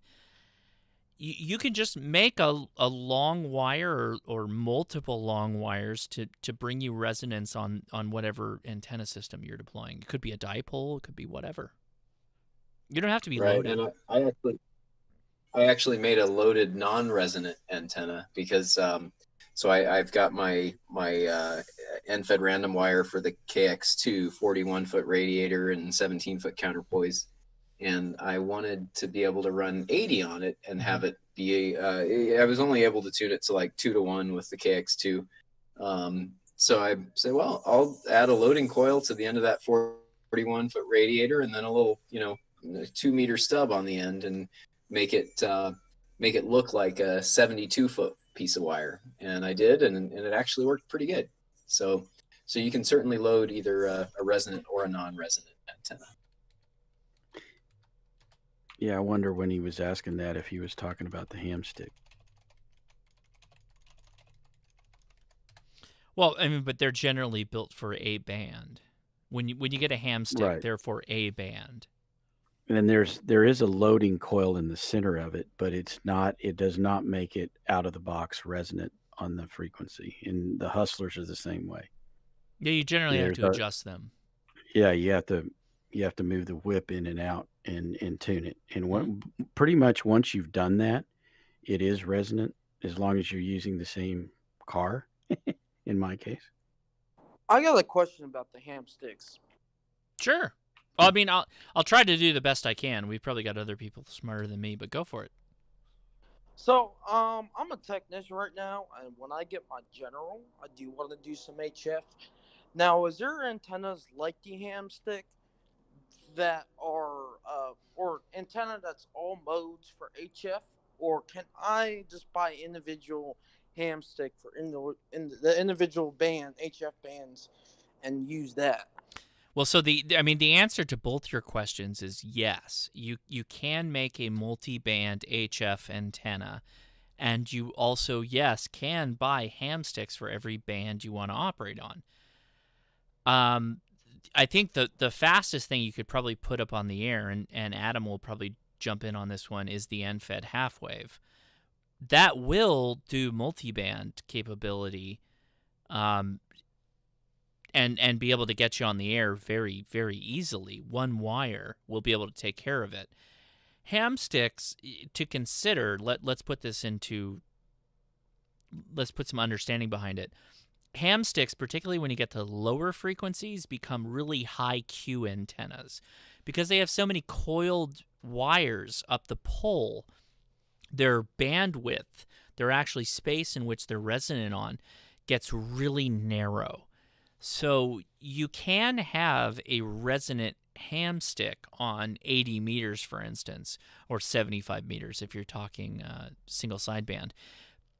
But they're going to be effective in a very short bandwidth space. But an end-fed half wave is going to have a little bit wider usable space, which is nice and effective because it's one wire. Alrighty, yeah, because I'm not really that good at building antennas yet, so I was just curious if there's a commercial available, multi-band HF antenna. And the main reason why I was asked about the ham sticks is because I live in an apartment complex, so that would probably be easier to use, something I could put out on the balcony. Can I jump in real quick? I've got something here. Wait, is it K Booty? Is that K Booty with? That is correct. Yeah, I was gonna not talk. I'm live on YouTube. I don't know that I can have K Booty on the live I'm going YouTube. to behave. You missed it in the chat. I said, should I go to Discord and tell one of my weird stories? This isn't going to be that. So I mess around with ham sticks a lot, and I mostly use them on the car, which is really easy because the car itself, if you use the right kind of mount and everything, is going to be the counterpoise. If you put ham sticks on a balcony, yeah, that will work, but you're going to need some sort of counterpoise, meaning wires. You need radials underneath it, and that might be hard to do like on a balcony because they'll be hanging off the side and they won't really be spread out. So that was my 2 cents. When you said apartment complex, I'm like, oh yeah, ham sticks off a balcony is going to be a little bit of a bitch because of the ground plane situation. You could try putting them on a mag mount on like a big cookie sheet. That might work. Okay, because my knowledge right now was just 2 meter and 440 antenna, so that's why I was asking. Right. Yeah, MFJ makes a mount for a balcony that goes on the handrail that has the counter, or That thing's you put pretty a expensive, hamstick on though. it. It's really Is it? expensive. Are you talking about just the mount or the whole? Yeah, it's Okay. just a mount that you can screw, what is it, 3/4 into? So you can put any 3/8/24, hamstick. Yeah, 3/8/24. So you can put any hamstick on it, and then it has a little thing on it that you can put the counterpoise on.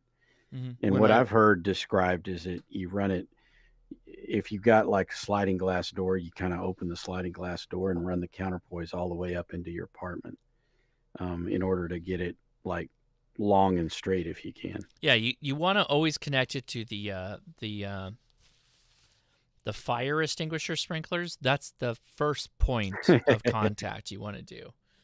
I When never I got use- so much hate when I used that as an antenna mount. Oh my God, people screamed at me so loudly. When I use ham sticks like that, I use the Wolf River coil tripod because I had it, Uh-huh. and run 3 radials off of it. 3 works a lot better than 1. Just I've tried More it is always both better, ways. yes.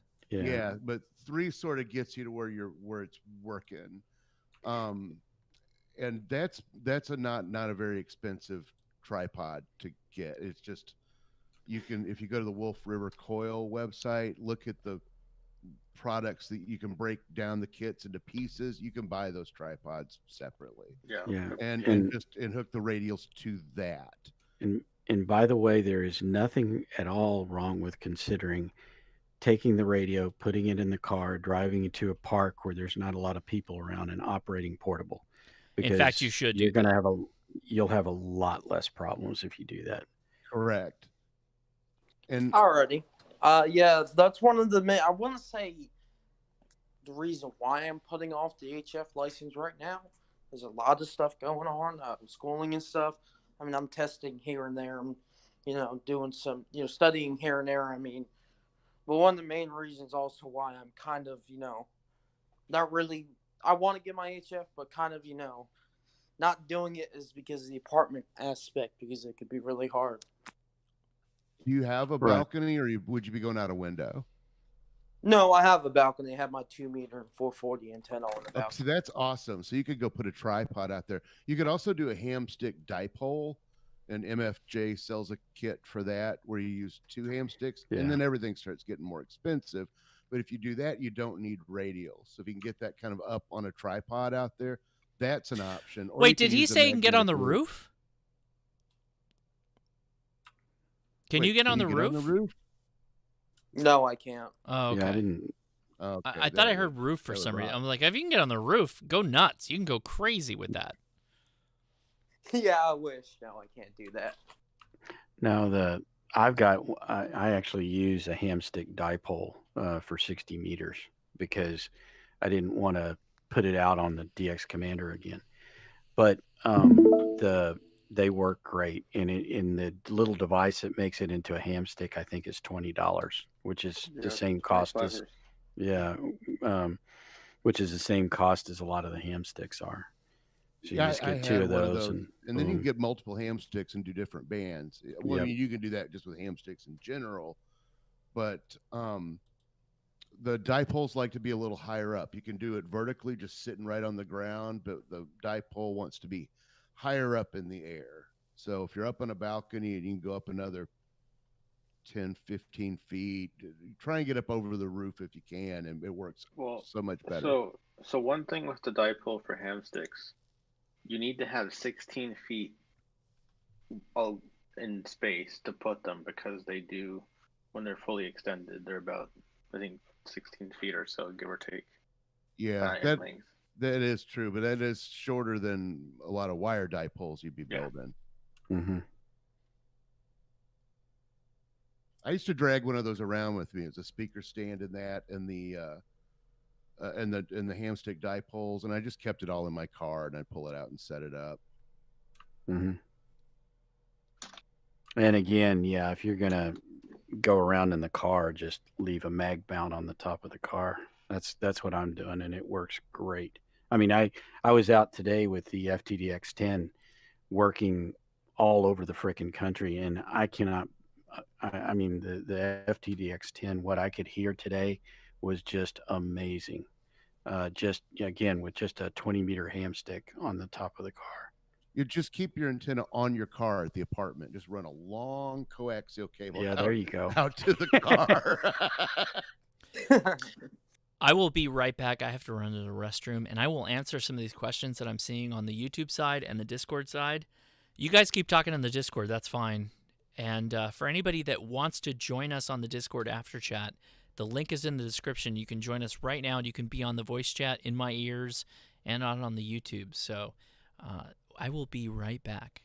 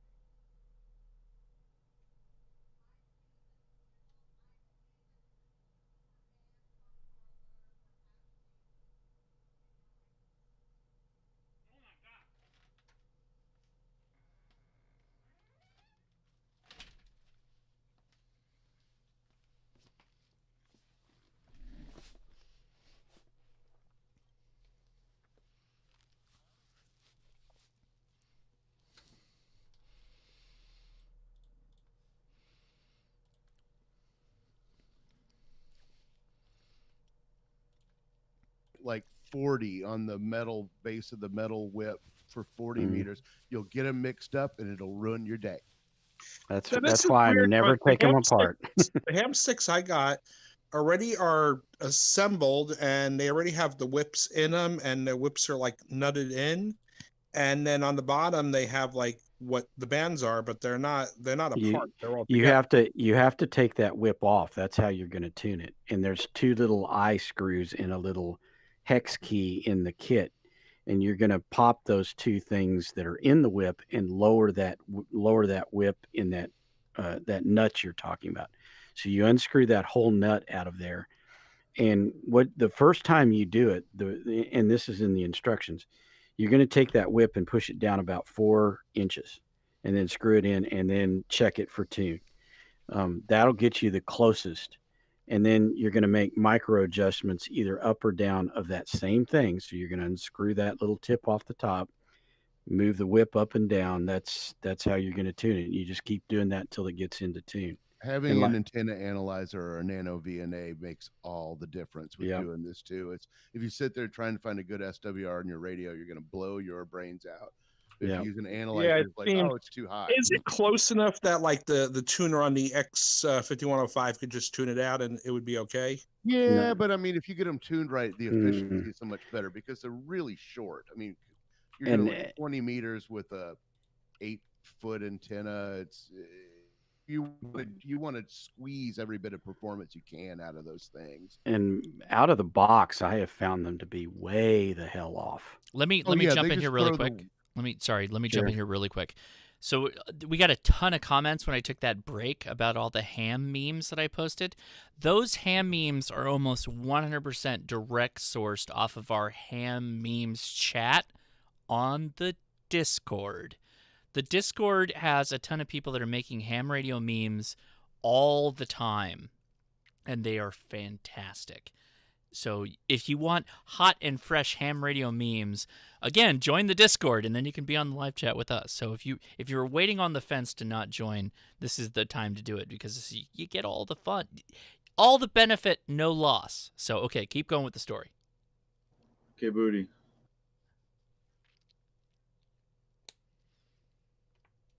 K Booty, go for K Booty. Hey, K Booty. You were saying about the ham sticks and marking them. Yeah. Sorry, my mouth got dry. I was grabbing a beverage. I could hear you guys talking, but I was away from the mic. So, yeah, if you so wanna- with the ham sticks that I've got, and I've got a few different kinds.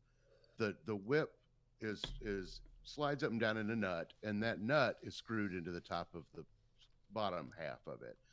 Those nuts are never marked for the band. So if you've got multiple ham sticks, when you separate them, it's real easy to get them jumbled up. So scratch, etch somehow right on that nut what band that whip is for. So when you throw, half dozen ham sticks in your car, you don't get there and go, oh, shit. Did you don't keep the little baggies they come in? The baggies are pretty Oh, no, resilient. Well, no, what I've done Not is when I'm I've carrying a bunch. I use like an arrow holder, like a quiver. Or a quiver? No. A Or quiver, yes, a fishing rod quiver. holder. One of those tubes that expands and collapses. Do you know what I have a- use to carry my ham sticks around in? Have you seen you've seen my video? Maybe you have. Have you Do seen you it? use a golf bag? I use a golf bag. Oh, that's a good idea. I have literally all the bands of ham sticks in a golf bag, and then one of the like the putter slot, which is a little bit wider or whatever. I have the octopus antenna body shoved into that thing. I think I knew it was Yeah. a golf bag because wasn't that the one where they called the cops? Yeah, that was the one where they called the cops on me. Okay, and they That's shot you what because they thought your Yesu was a Baofeng. Now, if you're going to put this on your car, though, where should you kind of tune it Take for, the like, pillow between you and the microphone, whoever's talking right now. What's that now? What do I have to do about the between my and the microphone? Oh my God, you were so muted. Go ahead, you're good now. Oh, sorry about that. I think my finger was covering the microphone. I said, if you're going to put it on your car, where should you kind of tune it if you want to like play around the band a little bit and do single sideband? Okay, high side. High side, but they're wide enough to where you're gonna do pretty well. Like I do run FT8 from the car, and when I used a tuner, but it doesn't do much. So I'd tend towards it the might mid. even be good enough. I don't need it. Yeah, I tune towards the middle of the band because I do occasionally slip down into FT8, but the 60 meter one, like Josh was saying, the ones that when you get above 40 meters, those are very narrow Q. However, 60 meters doesn't matter because we don't have a lot of bandwidth anyway. But you get up to 75 meters and that thing is like really narrow. I don't even bother with it. Set for 3.9, and it seems to do all right with the voice portion. I don't use that Yeah. much because I don't talk on 75 meters that much, but I have yet to find an actual 80 meter ham stick that will go down low enough to do FT8 with. Right. Oh, but hear me. Check this out. Check this out. They sell MFJ sells 2 ham sticks for 80 meters. They sell a 75 meter SSB stick and an 80 meter stick for digital and CW. CW. They're I saw totally that, but different ham sticks. but I couldn't find the 80 for some, or I got one and it sucks. I have to go look in the closet to see what's going on. The ham stick that they sent me when I did the octopus antenna was a 75 meter ham stick, so I could not get low enough to get into FT8 or whatever. And that video was during the FT8 roundup, the RIDI roundup.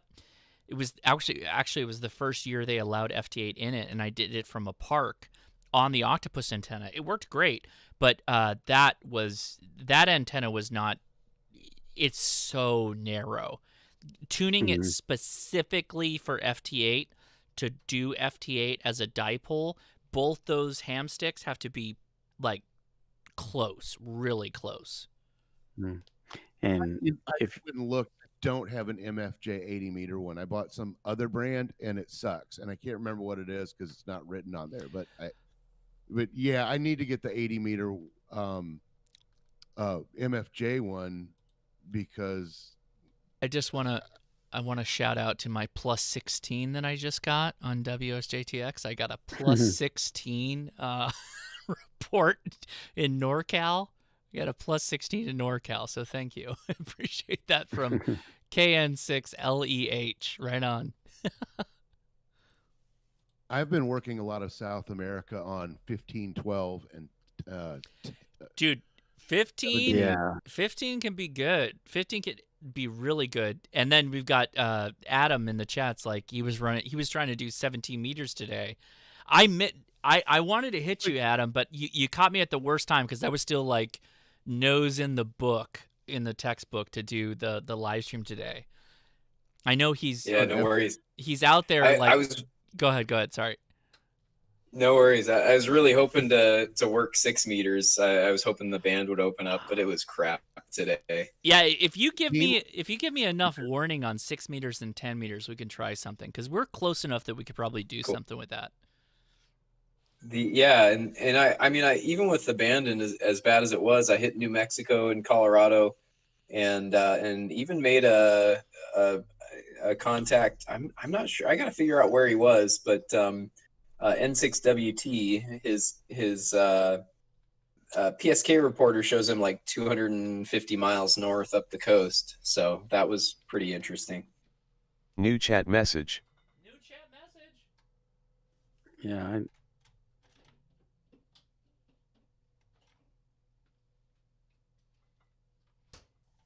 Stutter there a minute ago was 17 meters on FT8 today. It was really busy Mm-hmm. to the tune of how 20 meters can be. I've never seen that many people on 17 ever.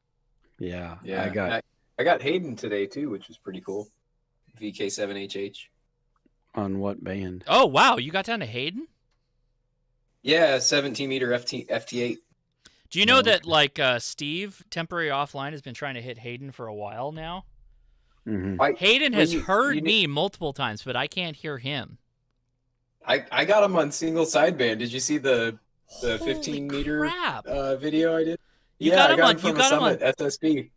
Dude, that's nuts. That's awesome. Yeah, so any proof, please, Adam, post it. Any proof of Yeah. concept and how different it is sometimes when you just get yourself some elevation, what you're capable of doing. By the way, Adam is different is a word you could use to describe Adam. Adam is dragging out antenna. Unique would be the better word. That's the better word. Adam is dragging out some very impressive antennas and assembling them on the top of a summit. So he's giving himself like the best opportunity to be successful, and he is successful with what he's doing. Come on, the aluminum can vertical, man. Yeah, but he welded them. So they're all I know. electrically one unit. And you think about it, it's like how I don't know that he put it in the video, but I'm curious about how wide banded he is on that thing, because did you test it on digital by chance? Or you put it on analyzer. So how wide banded is it? So, well, put it this way: it was resonant just above the band, so I probably should have had another beer and welded it on the end. But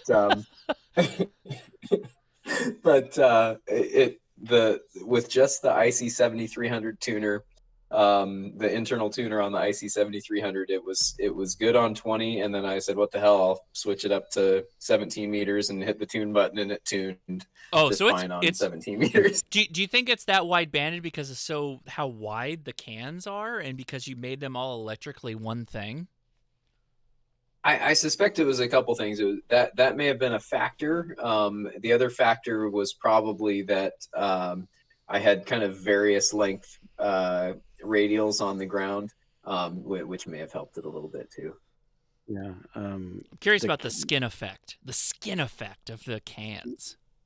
Yeah, but Callum's like just the 20-meter element on the DX Commander is really wide banded, and that's only just a piece of wire. So, Don, are you saying that the DX Commander needs to start shipping cans? Is what you're saying? I think. No, but you see what we were saying in chat when towards the end of the stream. We were just basically saying that Adam's running into the grocery store to get more beers so he can add more cans to get up to 40 meters. So. Oh my goodness. You know what's crazy about this is that he's probably doing it. He's probably thinking about it right now.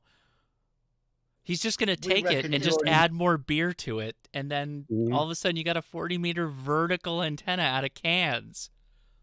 And then the high-speed montage where he drags the whole thing out is just going to be a 40-meter vertical. He's going to make a nebula eventually out of cans if you're not careful. Well, he could do like Mike's doing with his 160-meter infed. Just keep going and going and going until you get up to that height. Sure. 100 feet up. Ooh, bands are bad right now. 40 meters is bad. I'm killing Europe right now on 50 watts on the East Coast. I'm putting out 400 watts, and I can't even hit the East Coast right now. Yeah, I can't hear you. I haven't seen you at all. By the way, when the bands are semi-decent, I can point my dipole north, and I can get into Europe with my antenna. So I know that's capable. The bands are not being commensurate right now to me making some long-distance contacts. Yeah, Adam posted his video. Yeah, and by the way, if there's anybody doing hot thumbnails, it is Adam right now. Adam's thumbnails are amazing. Yeah, seriously.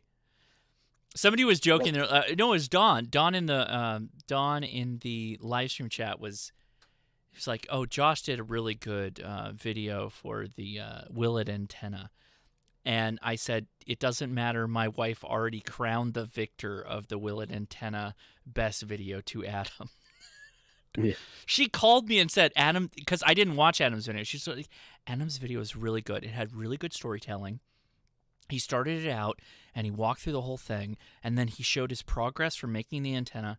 And was like, that was fantastic. And I'm like, you're right, honey. You're totally right. Everything he did was great. I hadn't even seen it yet. But then I watched it and I agree. Yes, it was the best video. So cheers. Cheers to Adam. I'm drinking another dark beer here, so cheers to Adam. That was a fantastic video. Yeah, but on T.O.'s live stream, we said Frank had the best pants. So I love to do these. I love to do these when they come up. Saturn's wait, I'll do it even better. Hold on, where is it? Saturn's Eye 223. Are you guys watching the chat? Yes, we are. Go ahead with your questions. Okay. Well, that 50 watts into Europe is in that dipole that I was questioning you guys about. So wait. The antenna that you were asking us about, why the impedance was off, you're talking into Europe right now? I'm FT8 again to Europe. I'm not talking into Europe. Yeah, I got Kazakhstan. If you're pulling in Kazakhstan on FT8 from the East Coast, I'm going to go ahead and argue that you've got something else going on that isn't your antenna, because objectively through its capabilities, you're proving it's not the antenna. Something else is up.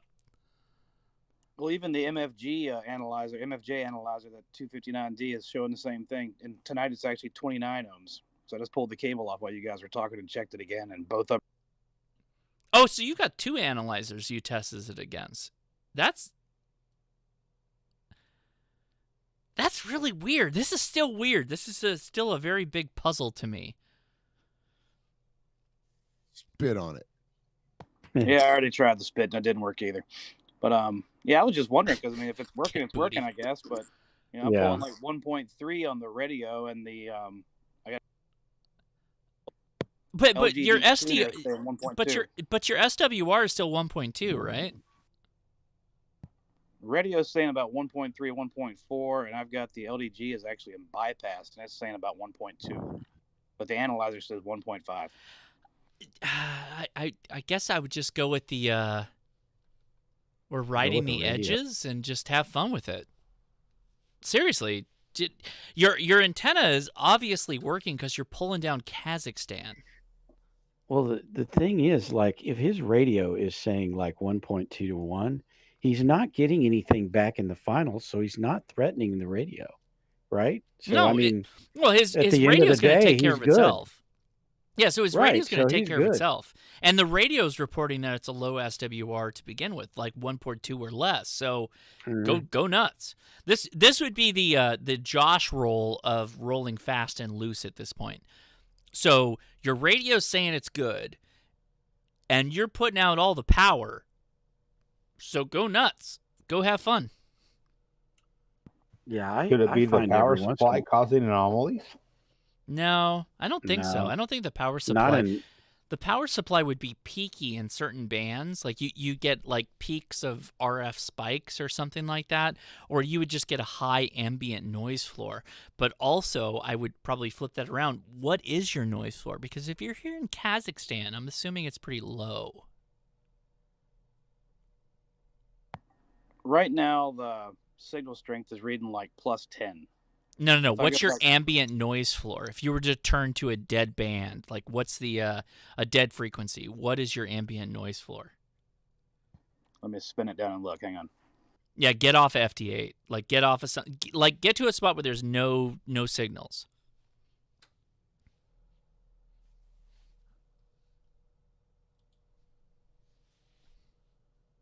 Oh, Japan? Is Japan showed up?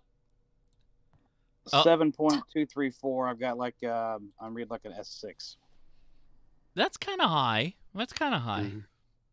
But that's not necessarily your antenna, by the way. That's all the noise in other devices you have in your space. Yeah. Oh, I've got noise all around me. Like I've used to have some kind of weird sawtooth noise that I'd put a picture on your Facebook page and nobody could explain it.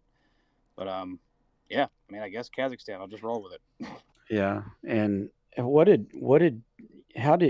did you hear Kazakhstan? Like, minus what? Let me scroll back up. Hang on. Let me answer this question in the chat from Covain. Does anyone know if I can hook up a USB mic to a computer and talk through it instead of my 7300 if I use Win4 ICOM? I want to get that software, but not if that's not possible. I don't think that is. I think you have to use the ICOM software. What is it? The IS or the RS something? Excuse me. The RS something V1? software. That will allow you to run a server through your firewall that you can connect in as a remote, and then you can do single sideband through that. You can't do that with Win4 ICOM.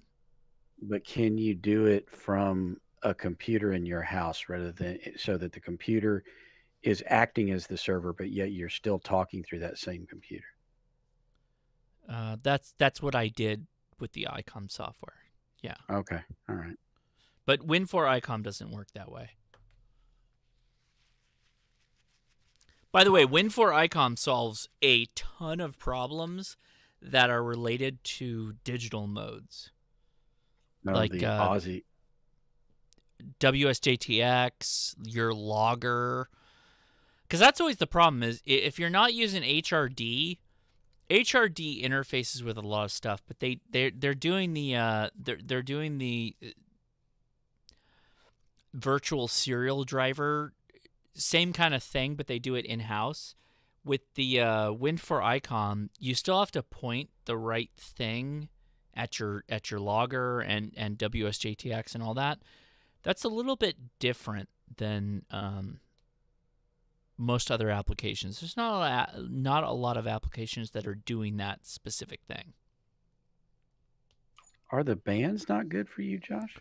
Yeah, the bands are bad right now. I mean, Man, I'm seeing France and all kinds of shit, and I'm in Texas.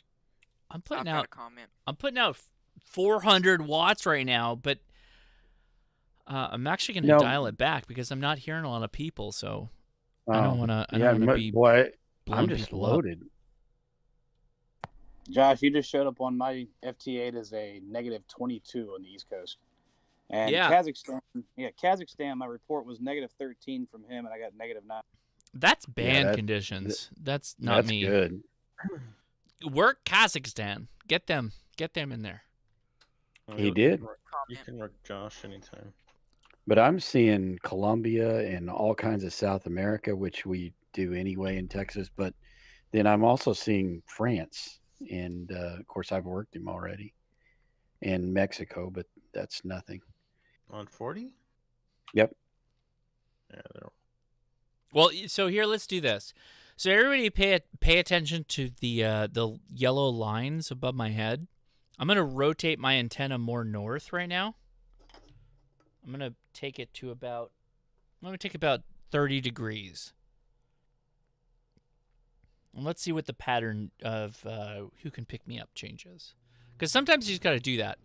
Oh, something happened because my heater kicked on. So I know we're getting close. I've just been hanging out on 160 this evening.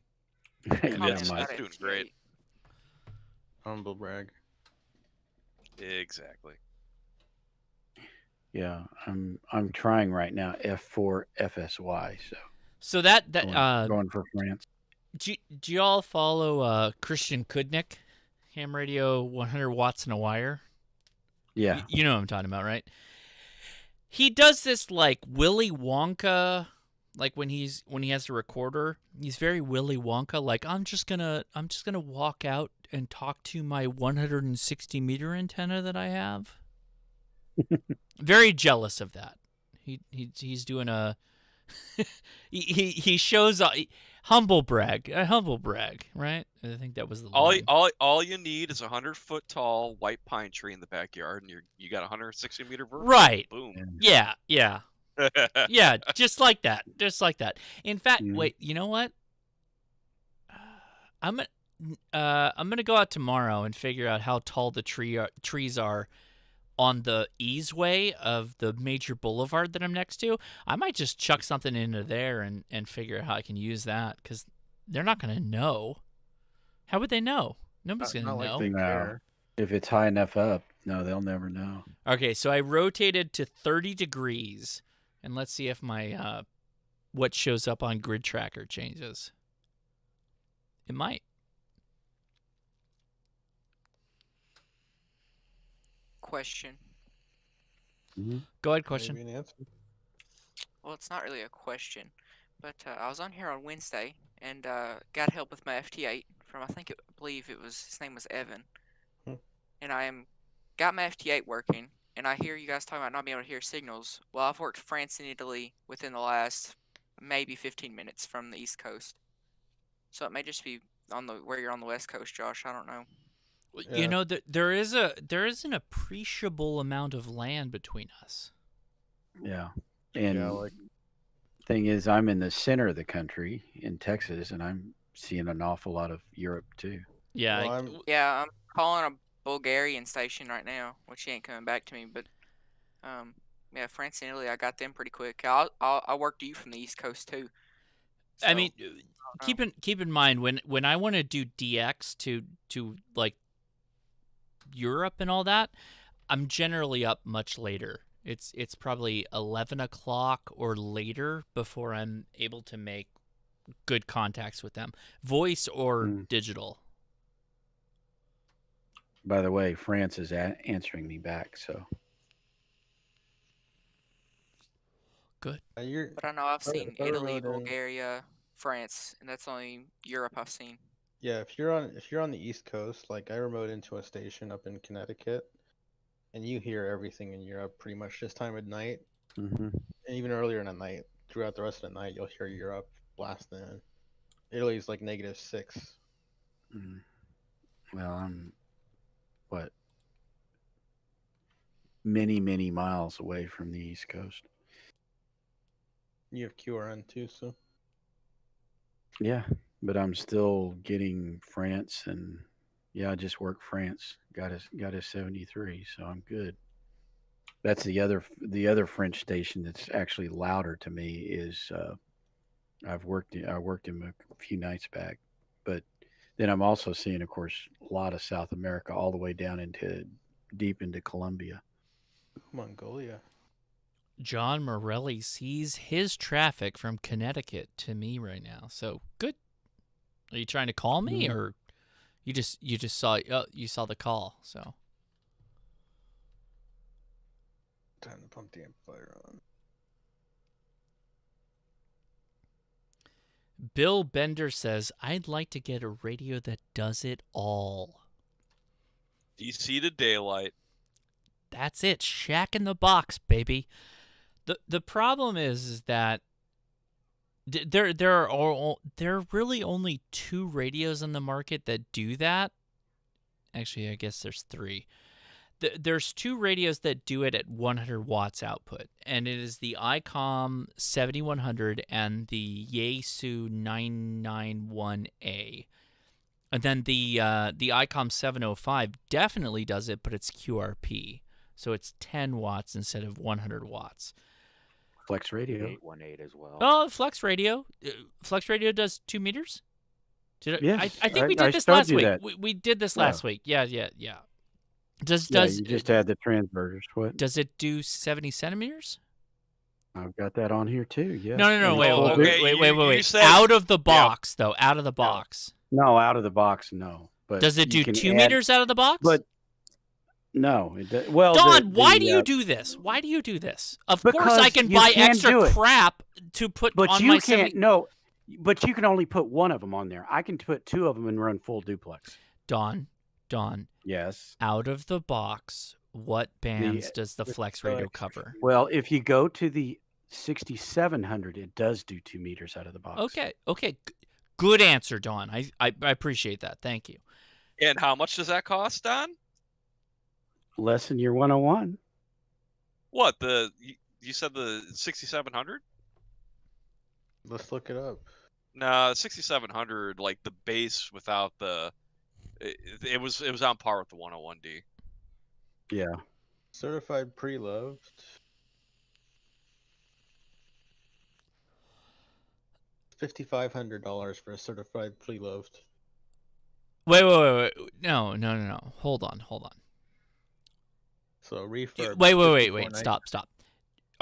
We're trying to compare the Yaesu MP101 to a Flex for how they operate on 2 meters? No, cost, right?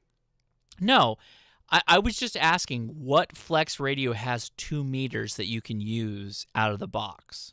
Oh, 6700 does not have 6, or it's 160 through 6. I looked it up on their website right now. It doesn't have 2 meters by default. Double check that, because I've been told that time and again that it has 2 meters built in it. That you only need to add the 440 to it. Okay, this is Bill, and I do have. What's the difference between a 7100 and a 7300? Good question, Bill. So a 7300 is an all-in-one radio in that it is one box. It doesn't have a detachable face unit or anything like that. The 7100 is 2 meter, 70 centimeter, and HF radio capable with a remotable head unit. The 7100 does not have an active SDR display. The 7300, I can see all the signals, which I will show you right now. If I can get to my signals, where are my signals at? There are my signals. You're looking at the signals on my radio right now, receiving FT8 in the waterfall. The 7100 will not do that, but it will work on 2 meters and 70 centimeters. The 7100 also does not have a tuner. The 7300 does have a tuner, but it is a 3-to-1 tuner, so not a tuner that will allow you to tune up a random wire antenna, like a 9-to-1 on an antenna. Yeah, and the 7300 is basically HF only, is kind of where I'm going with that. So it doesn't do 2 meter or 440? Right, it does not. Okay. The 6700 does do 2 meters out of the box, but it comes out of the transverter port at 1 milliwatt. So what it's doing is the transverter port is actually using 2 meters instead of 28 megahertz. So, and does not not do really digital. usable. Digital meaning it does not do a digital mode. That doesn't make any sense. Like a D-Star. The Flex does not do a voice oh. digital mode. Right. Well, free DV. Ha ha ha. So most, like Yaesu, the 991A does Yaesu System Fusion. The ICOM 7100 does D-Star in their all band radios, I guess you could call that. Mm-hmm. Yeah. Okay, so my question is, for the most bang for your buck, how many bucks do you have? How many bucks are we talking about? You tell me how many bucks. I will spend your bucks. Tell me how many bucks I have to spend. For the most bang for your buck, as far as... You got to mute the live stream in the background, by the way. Mute me on YouTube in the background. Okay, for the most bang for your buck, all the bucks. I want something that I can talk 2 meter, 40, 70 centimeter, and once I get my general and extra, I can do it all. You didn't answer my question. How many bucks? How many bucks can I spend? Because hear me out. And I will tell you why this is an important question. Because, and I will explain, please listen. I would much rather have a separate radio to do VHF and UHF with a separate antenna that is wholly devoted to their existence, and a separate HF radio wholly devoted to their existence. I don't want those radios being all meshed together. I don't want that. Why? Because there's many reasons. There are all kinds of traffic that happens on HF that I'm not going to hear if I'm devoted to VHF or vice versa. I want to have a radio listening on simplex frequencies. I want to listen to 146.520 all the time at the same time that I'm listening to HF. And you can't do that with an all-in-one. They don't switch. They won't play that game. I want them wholly separated. So go ahead. I understand. I mean, my thing, what got me into amateur radio was my Unity Grant XL. Okay. And shooting skip. Okay. Right on. And I was hooked. I mean, you sit there and you shoot skip and you talk to people from all over the world, depending on the time of the year, the time of the day, and the conditions. Oh my God, it was so awesome. And that's what I want, is a radio that can do all that. Okay, so okay. I am with you on so many levels, but I'm going back to the 2 radio solution. I hate to say that, but hear me out. VHF, UHF radios can pick up sporadic E, and you can get crazy, phenomenal transmissions into locations that you would not expect. And when that happens, it's fantastic, particularly on 2 meters. And while that is happening, you could still be on the radio and listening to people on 40 meters and 80 meters or 20 meters, depending on the day. They're totally separate radios. They don't have to be a part of the same system. I appreciate that we want to put one box on the table, but hear me out. You can take a mobile radio and you can take the body and hide it under the desk. No one will know. The wife won't know. You can hide it under the desk, and then you can still have the HF radio on the desk. And then you just have this little simple, here, I'll show you. Simple head unit on a magnet, and then it just goes right back to its home. So let me pull this out a little bit without pulling up my whole cabling system. If you want to do something like play with 2 meter sideband, it's cheaper to get a Shack in the Box like a 7100 than it is to get most of the radios that would do 2 meter sideband. Yeah, so but what country are you in? 7100 No, not on the UK. But you can get I can get a 7100 for a lot cheaper than a 7300, and then I can get a 2 meter dual band mobile FM rig as well, and it's cheaper than buying a 7100. And then I can do 2 meter sideband. Yeah, but you If I should wanted get to the get a 2 meter 7300. sideband rig. But you should Yeah, get but I the could 7300 for all the things that it does. It's an amazing radio. Like you can't do what. Come on. Radios that have more than 6 channels. Look at this. Apart from the waterfall. Look at that. What is this non-valve controlled nonsense? You got to go with an old Swan or a Heathkit, or you're not a real AM. What are we doing right now? What are we talking about? Drake and Collins, man, go really big. Yeah, you want to be able to do that AM mode in the best way possible, and only the valve systems can do that. 50 kilohertz wide. I'm not disagreeing with that. I don't disagree. But at the same time, if you're doing just single sideband and you also want... Okay, I'm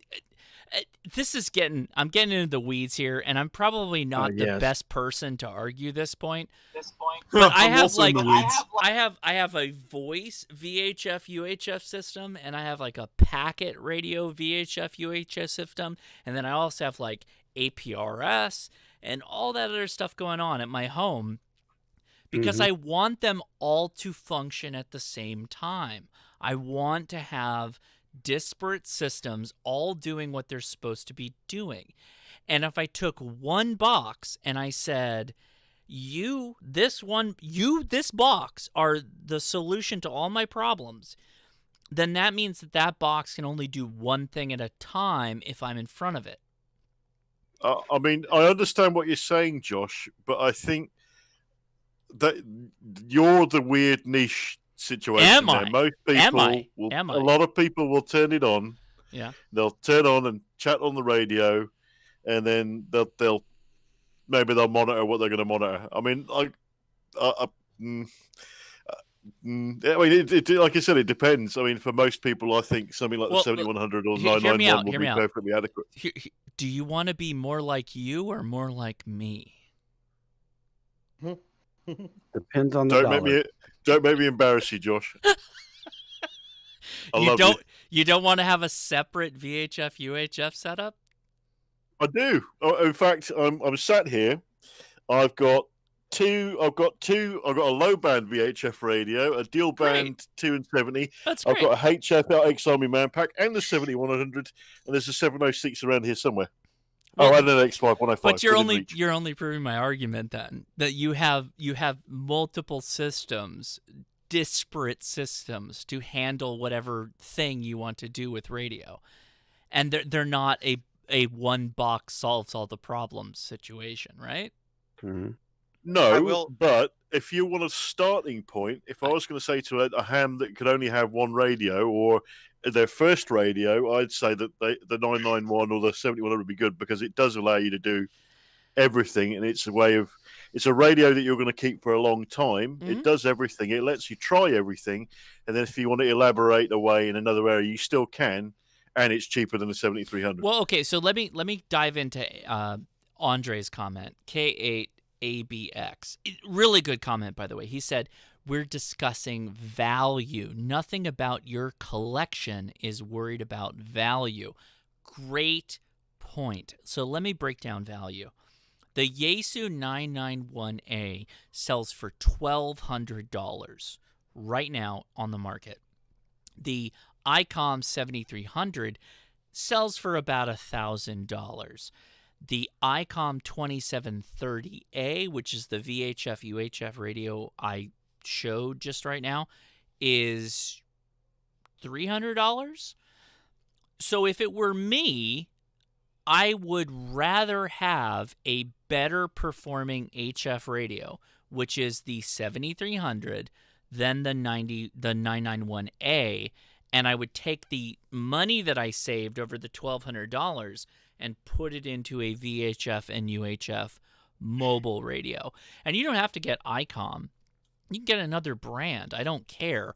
I'm just saying I'd rather have them as being two disparate, completely separate entities, because you want to operate and listen. Listen is more important at the same time. Yeah. Can I say something? Go ahead, Matt. Sorry, Is that Matt? Yeah, it's Matt. Matt. I would say I've used both the 7100 and the 7300. The 7300 is a way easier radio to use as well. They're the same. No, they're not, because the Matt, I've used them both too, and in fact, I've owned them both. And if and I've got the brand new 7100. I've got the brand. Well, the menuing and stuff is though. Yeah, but they don't have the same interface. They don't have the same waterfall. Yeah, the only major difference between the 71 and is the waterfall. The waterfall is the only thing. The menu is a list instead of buttons, but once you get into the setting menus, they're pretty similar. Yeah, but for all of those things you're naming, Matt, that has, that's a $300 option that you've got to add to it. It's $300 more. The 7100 is $779 right now.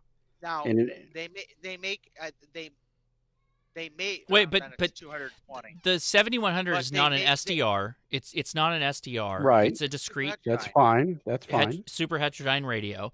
Right. So whatever that means to you, the 7100, to its credit, has a USB input. It has a USB input, so you could do digital modes with it with one cable, which is really nice. I'm not taking anything away from the 7100, although it does not have the waterfall. Right.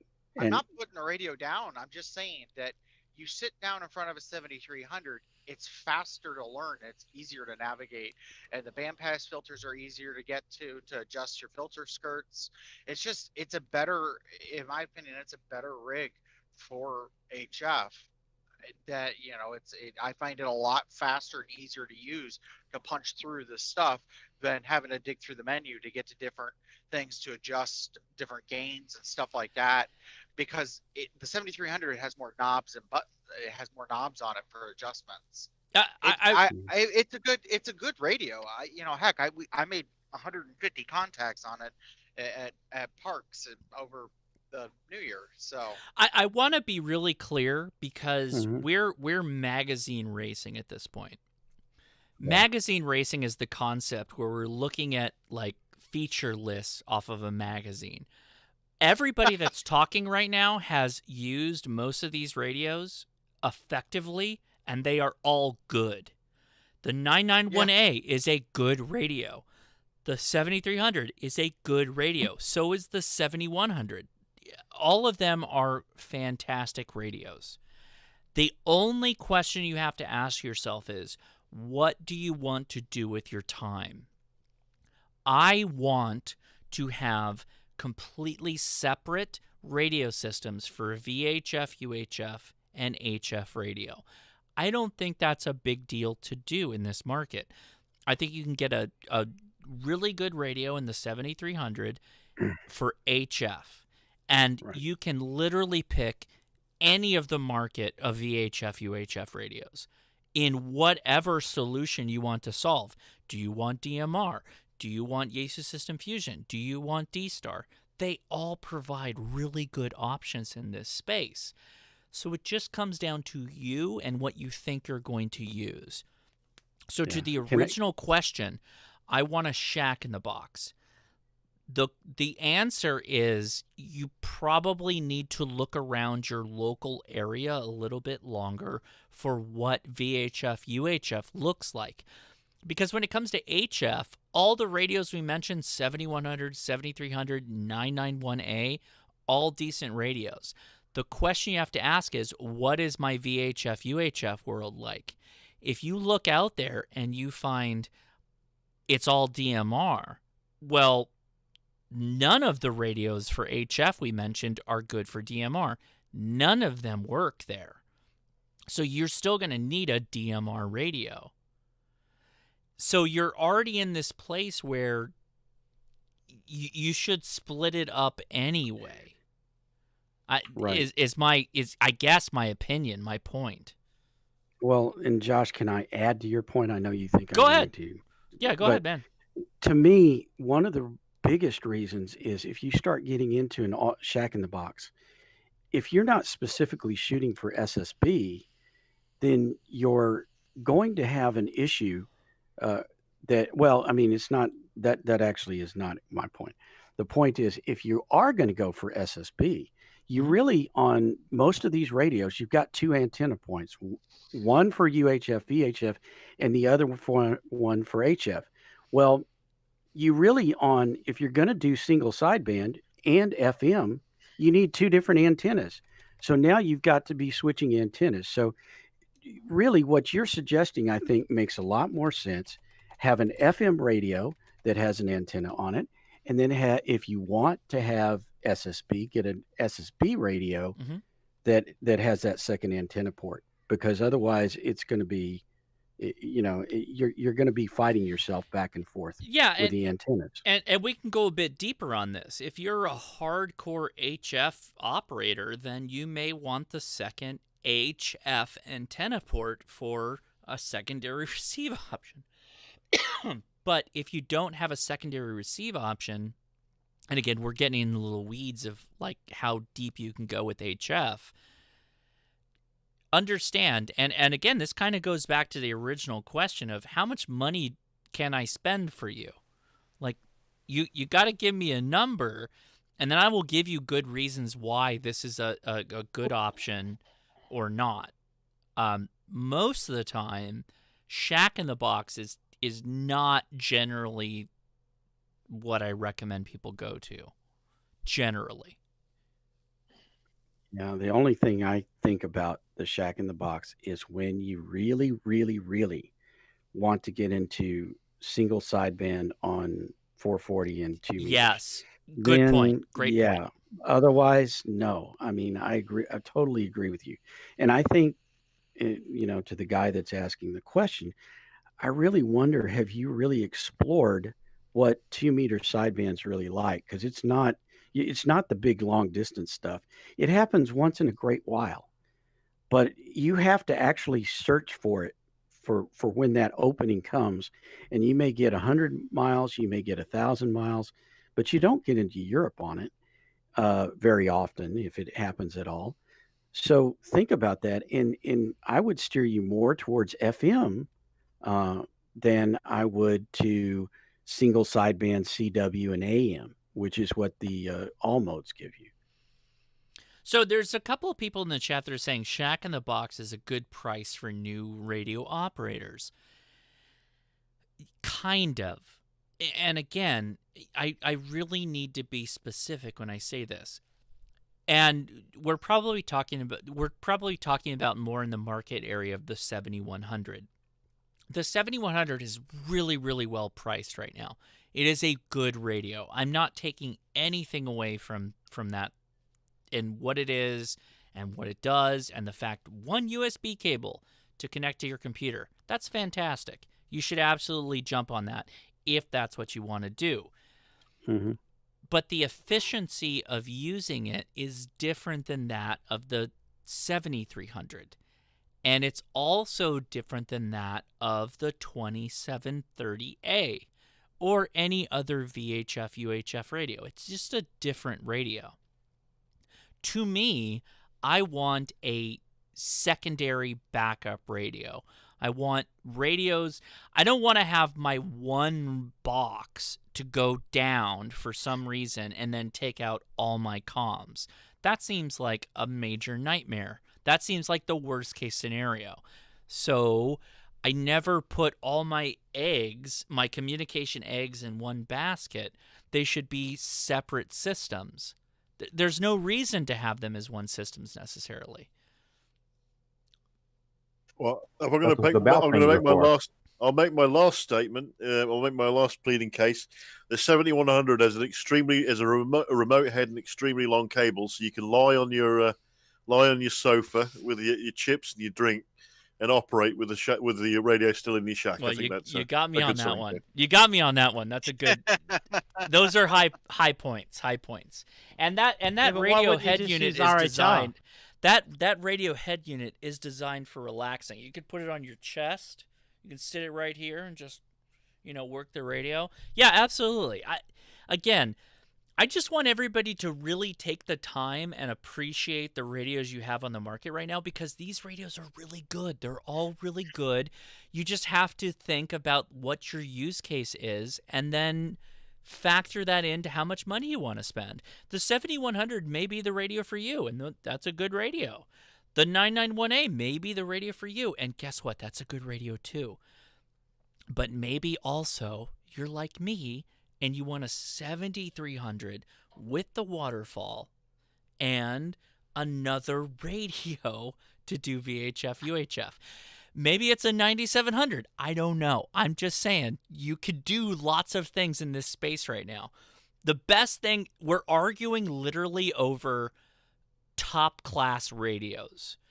We're all getting fidgety about really, really good stuff that's in this space, which is the best place we could be. We want to be in a world where you have lots of options, and you do. You've got lots of good options right now, and not even the Japanese stuff. I'm talking about, some of the Chinese radios are really good. We haven't even mentioned American HF radios, but they're more expensive.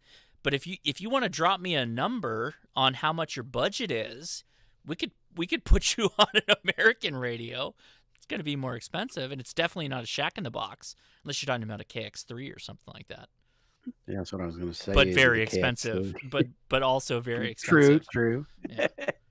But we can get it done. If you give me a number, I'll fit you up with the radio. Don't worry. Daniel Fail Mega says $450. Guess what? You just bought a Shegu G90. Yeah. Well, there you go. Great radio. And if you wait till Christmas, it's like you can get that with all the trimmings too. Yeah. They even throw in the watch. Casey Hefner asked in the chat, can I ask your thoughts about the C-Crane radios? C-Crane radios are top-class receiver for AM, FM, and shortwave radios. I love the single sideband C-Crane radio. What is it? The Skywave. Skywave single sideband is a really good receiver. I put multiple antennas on that thing. I've had a blast with it, but it's a receiver. It is just for receiving signals, whatever you want to do with it. It doesn't have a discrete CW filter for doing Morse code, but everything else is really, really good. So, Can I say something? Yeah, please, go ahead. So, I understand with you, Josh. I understand what you're saying, and I totally agree. I also want to say the ICOM 2730A is an awesome radio. I use that as a base station. It is. And that's one of the main things I want to get into is HF and start doing HF and digital modes like DMR and just get more into the hobby. Can I ask you a question about Wait, that wait. radio? What was the question? Hold on. Before Steve, what was the question? Steve. Oh, that's Tom. Sorry, Tom. Damn it. Sorry. Sorry. Am- What was the am I question really that before retarded? Tom asking? No, you're not like Tom. You're not like Steve. That was I'm my not bad. like Tom. Damn it. You're not. What he's saying is you all sound the same to us, Tom. No, he doesn't. Racism. He does not. He does not. And I'm doing it on YouTube too, so I feel like a super jerk right now. I asked the question before I asked the other one. Yeah, Tom, I'm sorry.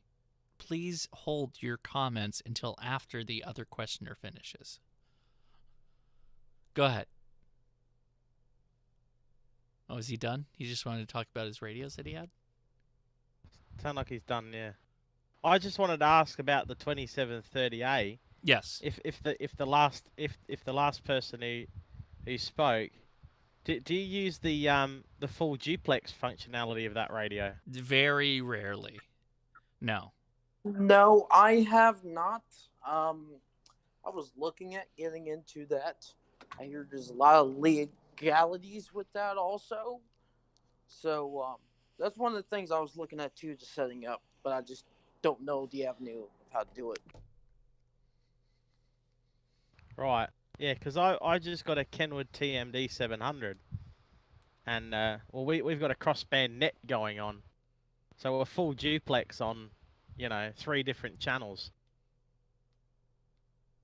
The 3 different bands, 2 meters, 70 centimeters, and 23. Yeah, because that's one of the things I was also looking at too, is setting up my icon like that. So there's this repeater in Copper's Cove, Texas, that I can't hit, but if I program my HT, so I could do the net for that. If I'm away from the mobile radio. Wait, what? I What? can- Wait, what? What's going on? Wait. He's talking about crossband repeat. Why do you need that for the repeater?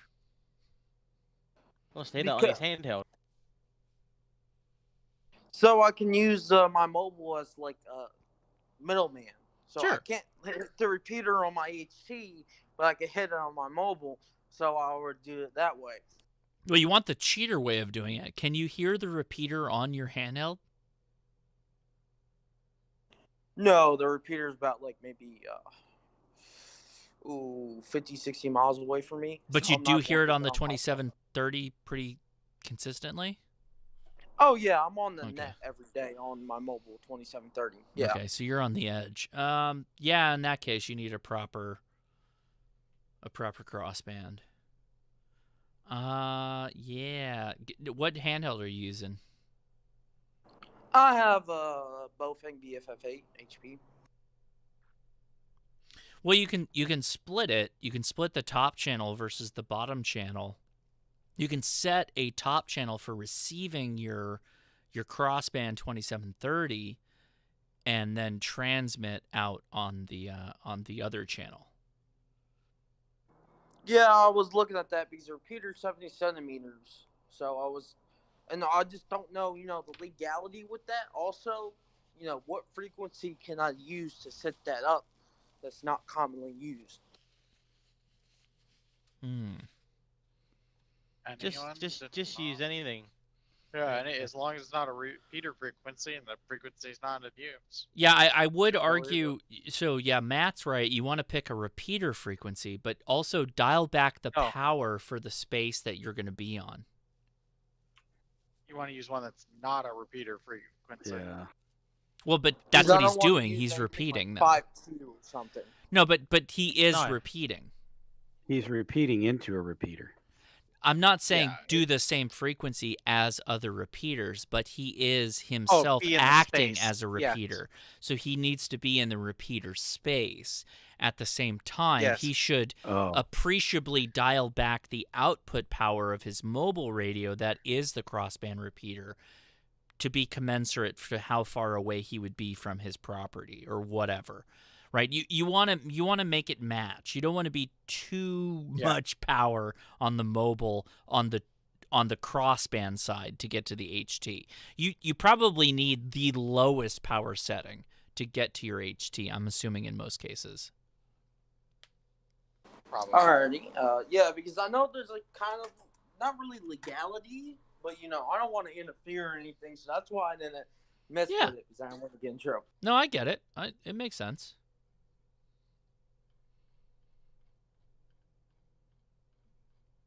So yeah, I hope that helps. Right on. The short So end of it is. I actually is, never even. Could you actually repeat into a repeater then on crossband repeat? Yeah. Yeah. Okay, that's good to know because I was thinking about doing that for like during tornado season when I'm down in the basement and want to try to hit, the repeater from my mobile, which is up in the upstairs area. Yeah, so you're gonna transmit it from your HT on 2 meters into your mobile, and it's gonna output 70 centimeters. That's Or vice versa. or vice versa. It'd be because my Aries Skywarn is on 2 meters, so 70 centimeters would be on my handheld. Let me give a big shout out to Gary Mintz. Thank you for the super chat. Thanks for the info and help on my dipole. Always great talking to you and the group. Good night, 73. Thank you very much. Appreciate it. Thank you for the super chat. Josh, are you not live streaming on Twitch? Are you on YouTube? Oh, I'm on YouTube right now. We're full Afterchat live streaming right now. He's on both. I made a big mistake, but at the same time, I figured at this point, let's just go with it because I was already like 15 minutes deep before I realized it. So we're just gonna go with it. And there's Can I ask you there's like 200 people watching us right now, so I figured we'll just keep going. I mean, why not? Just gonna send it. Yeah, I'm just gonna send it. I'm the Larry Enticer of ham radio right now. Is what I'm doing. That's funny. I had to. I have another question about the Icon 2738. Oh, okay. Let's go for it. So I know it has Bluetooth in it. I don't know my radio has the board. It does not. It does not have Bluetooth. You have to buy a device and solder it into the body.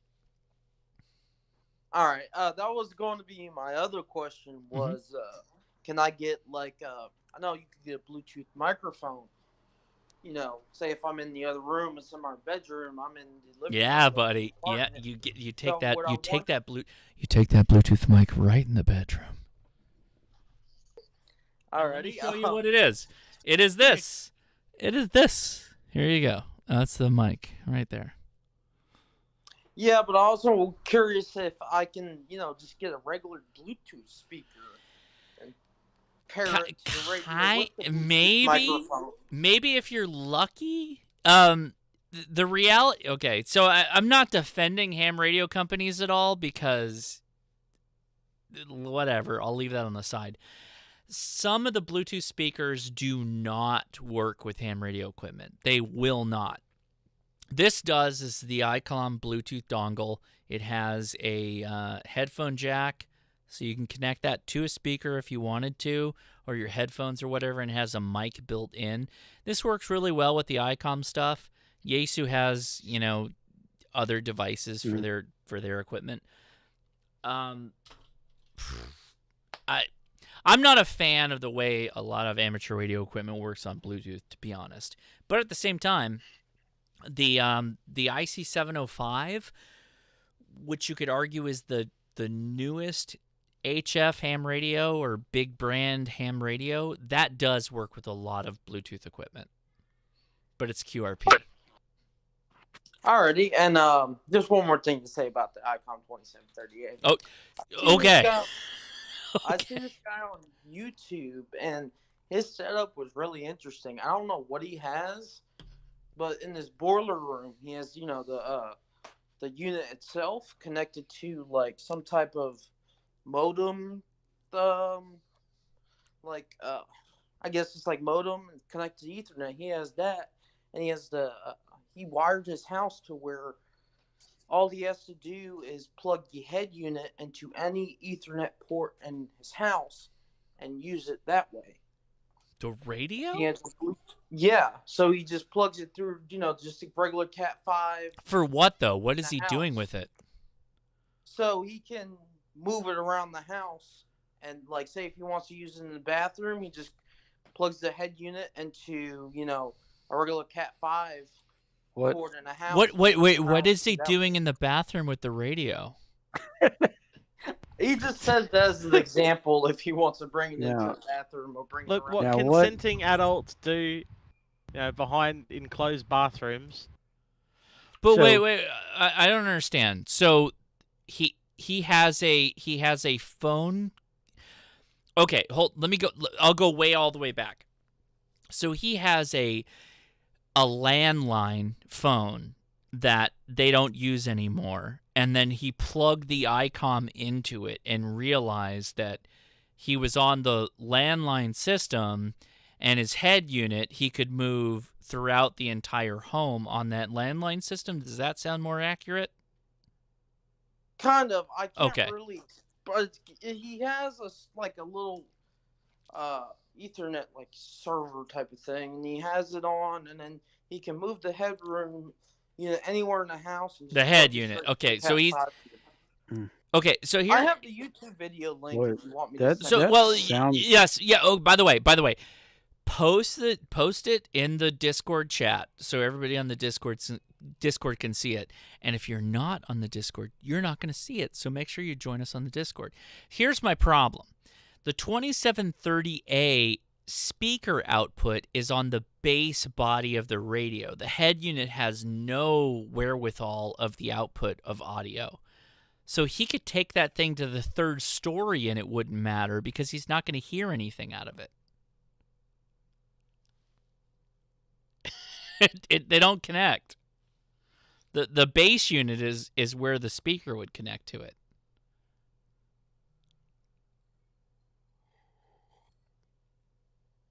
Yeah, I get that. But I like the idea of having a radio head unit in my bathroom. I think that's a good idea. It's a weird little setup. I'll post a link in chat. What part of the Discord should I send it at? Livestream. Livestream. All right, I'll send it there in just a few minutes. All right, very good. Well, man, okay, so we're almost at we're past the 9 o'clock hour on the east or the west coast here. Is there anybody new here for the first time that would like to say hi and potentially ask a question? Come now.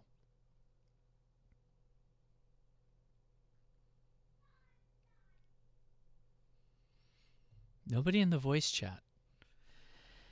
Well, Casey Hefner says, I am, but he's not on the Discord voice chat. We got to get you on the voice chat. By the way, I'll try to answer everybody on the YouTube chat. You can ask the question, but it would be better if you joined us on the Discord side, and then we can answer it live in audio. So many people on the YouTube saying, hey, I've been lurking for a few months, or hey, I'm here. Appreciate that. Awesome. Hey, I lurked for about 3 months before I actually got on Discord, and now I'm here every week. Mm-hmm. Yeah, we can't get rid of you. Same for you, Tom. Let's see. This Discord becomes your ham radio club, especially during human malware. So, good question from Michael P.I. asked, grew up watching my grandpa on his radio. I'm wondering if I can get license and use his old name. Do you know? Yes, you can. Assuming you know it's not taken, and you can look that up on qrz.com, qrz.com.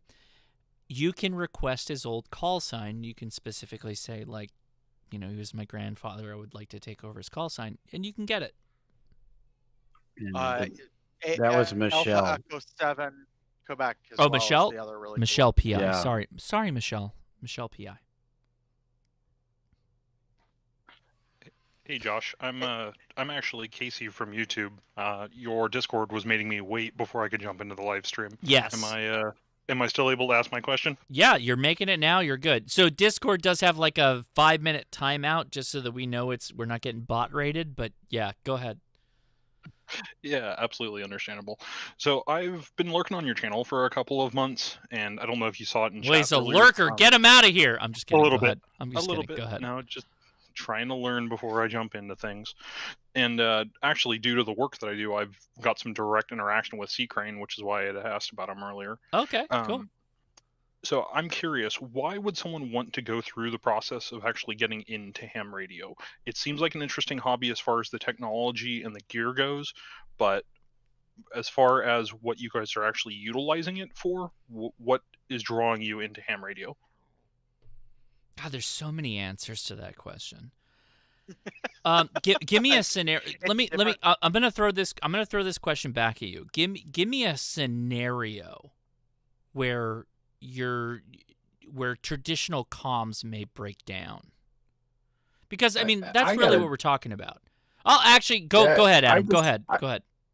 I gotta say it's just fun. I just like it is playing fun. with things, experimenting and building things and learning things.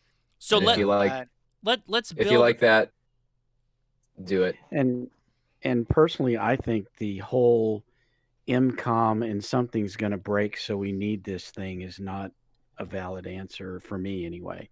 I just don't care. For me, it was always about talking to people that I would never get a chance to talk to, like Rob or Tom or, you name it. Talking to other countries to me was always what it was about.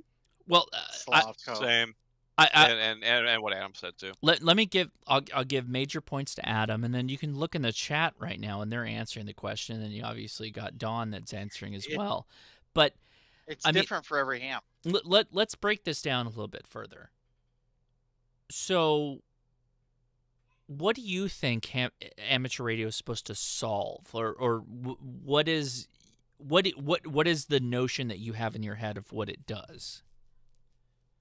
So the bit of information that I've been able to find is primarily the emergency comm side of things. I mean, a lot of the content that I've actually seen from you has been based around that as well. So I was curious, is that primarily what draws people into it, or is there other reasons for it? No, yeah, and so I'm glad I asked that question, because that gives me a little frame of reference. The radios that a lot of us are using goes well beyond actually what you would use in an emergency communication system. A lot of the people, particularly the people that were just talking right now, they're trying to reach out as far as they possibly can. So for them, it's a challenge of their own RF capabilities and RF understandings in the scientific space of radio. We're trying to always improve our station to reach out as far as possible, because that allows us to make new and interesting contacts around the world. It's like a pen pal system, if you will, an old term, but an interesting term, because we're doing it without being behooven on any network or email system or the internet. We're doing it purely on the back of RF. Our signal is transmitted through our power to the receiving station that could be on the other side of the planet. And that's the long case scenario. But on the close area, we can still work data transmissions as though it was the internet for sending things like email or data over RF. And that's all something you learn via the power of the amateur radio license, I think. But go ahead. So what I was going to ask is, to simplify it, it's communication for communication's sake. It is for the fun side of it. But if you're in an emergency situation, then the emergency situation becomes the primary, and that priority is what's going on with your neighbors. Is everybody taken care of? If you're in a situation where the grid is down and the cell phone structure is down, you can depend on two-way radios like this, which is a blister pack radio that anybody can buy. This has maybe a half-mile radius in the best case scenario. But if you use a ham radio HT, then you can get out to maybe a full mile. But that's not really the point. The point is that we have the ability to put more power behind that with better antennas, because the human being is licensed in an emergency versus the Walmart blister pack radio. The radio is licensed. Because I'm licensed, I can build crazy radios and crazy contraptions and put out more power than I would be able to do with a Walmart radio and all that fun stuff. So I can do lots of extra things that would not be available otherwise. So there's a knowledge and a preservation of the skill that goes behind amateur radio, I think. Hey, Josh, could I add something to that real quick? Yeah, go for it. So the reason why I bring this up is because you're one of the very few content creators in this space that have mentioned kind of the whole thing about being on the back of RF. And where I think that's really important is, as a hobbyist, I can't think of another hobby that I could get into that allows me to sort of play with natural laws like ham radio does. And I mean that very specifically. Like, we're talking about propagation, and especially like HF or ionospheric propagation. And I have no idea really how that's going to pan out for me from day to day. So I can set up my radio, and one day I'm listening and talking to Japan. The next day I'm talking to the Yukon territory or something like that. And the next day I'm talking to somebody in Idaho. Just because propagation changes. So there's really not a lot of other things that you can sort of just spool up on your own. And there's an unreliability to it that's actually really kind of fascinating, because when you think about what you're actually doing, what you're putting into the atmosphere and it's coming back down, and you have no idea necessarily where that's going to be. You can make the unreliable reliable to a certain point, I think. It just takes big antennas and big power to a certain point. and appreciating the day-night cycle, of course. Does that answer the question some, or is there still some other questions there? I don't know if we totally nailed it. Definitely that definitely answers the question. It more or less, it was because you guys are talking about this equipment, and a lot of what I've seen regarding ham radio is definitely focusing on the gear itself.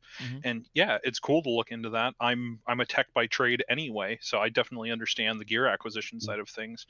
But for me, I've always had to be able to justify that to myself of, okay, well, why am I going to drop $600,000-$700,000 on a piece of gear if I'm not really understanding why, or why would I want to go down this route of learning this? Well, we got to be appreciable of the cost too. So, are you a technician? Or are you a general right now, or where are you at? Oh no, I apologize. Tech, as in I work on computers, is what I meant. My background's primarily in tech, but I'm interested in this hobby. Sure. So I'm looking at it as someone that's interested in getting into the hobby. Are you in America or Canada? Pacific Northwest. Okay. So in the U.S. Okay. So with a Baofeng radio, so this is we probably should have asked this question up in front, to be honest, because unfortunately, and this is not my choosing, they don't listen to me. They should listen to me, but they don't listen to me. The first step on the license path is the technician path, which is generally provide you full access to VHF and UHF radio, which is a line of sight radio communication, meaning your radio can get just about as far as you can see, actually a little bit further. The good news about that is it allows you to talk to radio satellites. There are satellites that amateur radios have in space that will allow you to make communications, contacts, whatever. What a lot of people were talking about to you was HF radio, and that door gets more opened when you get your next level of license, which is general access. The general class license opens up HF, which allows you to make the transcontinental contacts, but that dips a little bit deeper into some of the complexities of amateur radio, and that's kind of, I mean, I get why they do it, I guess, because as I'm explaining it, I'm like, oh yeah, that's more complex. This will take more time to me to explain in 5 minutes than just saying, oh yeah, it's here's a Baofeng, get on the air. So watch my video. Yeah, watch my video. Watch my video on it. So I guess yeah. Well, where are you at right now? What's your feelings on radio after you've seen some stuff? You've seen some of my videos. Where are you at? Have we converted you yet? So I'm certainly interested in it. Yeah. Like I said, what kind of my hold off on was the fact that the motivation of why someone would want to get into the hobby wasn't really explored, which is more or less why I was asking my question, which you guys definitely did go over. And I can do There's this other- and you can't. There's other stuff people do with the radio too. There's the Well, whole POTA aspect. Going let's to parks, let's make that's it another. let's make it Well- VHF UHF specific though. Let's do that. Well, Oh. but Josh, the one thing I think too is that there is also not only like he was talking about going out and buying radios or buying equipment, but you can build equipment. And even in the VHF UHF, there are things that you can build if it's something that interests you. So this is a hobby of many, many hobbies. That's the best way to describe amateur radio. And you can start off in amateur radio and start working on, say, your VHF, UHF, and then see that there are so many other hobbies within it that you might choose to do, at some future point. So you never really get bored with this hobby. You may do your technician license and have it 3, 4, 5 years, and you say, "Hey, I'm getting kind of tired of doing satellites or whatever. I want to try something new." And there's something new on the horizon in this hobby that you can still do. Yeah, good. You know, point, I've been licensed now for a year, and I will tell you, I have yet to scratch the surface on what's in this hobby. And every rabbit hole you go down, you'll go down 10 more rabbit holes, and you'll find something you're passionate about, and then you'll find something else. Yeah, and I've been licensed since '92, and the thing is, there was that I felt exactly like that when I started, and I still feel like this today. I mean, I've never even touched a repeater.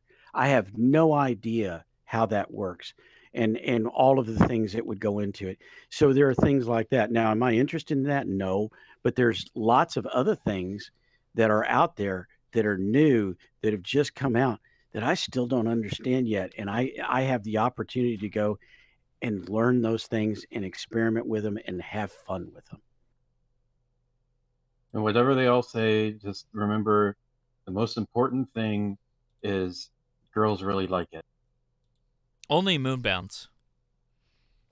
EME. The EMA gets the checks. And by the way, for if you don't understand what that means, that's Earth, Moon, Earth. That's literally taking a signal and bouncing it off the moon and having it come back somewhere else and basically having a conversation. Adam over is that Adam link. is going to do a Earth Moon Earth soda contact. I can already see that in his future. Mm-hmm. So Mr. Octosquid, I feel like we gave you the fire hose treatment on ham radio, and to be honest, the reason for that is you literally walked into a live chat with a bunch of people that all come at ham radio differently, and I think that maybe the takeaway point is that it is a hobby of many hobbies, and they cover multiple areas of voice communication, Morse code communication, data communication, local communication for line of sight, and beyond line of sight, working with satellites. There's so many things that ham radio has to offer that is hard to encapsulate in just a short little snippet. But you can always direct message me, and I'd be happy to talk further.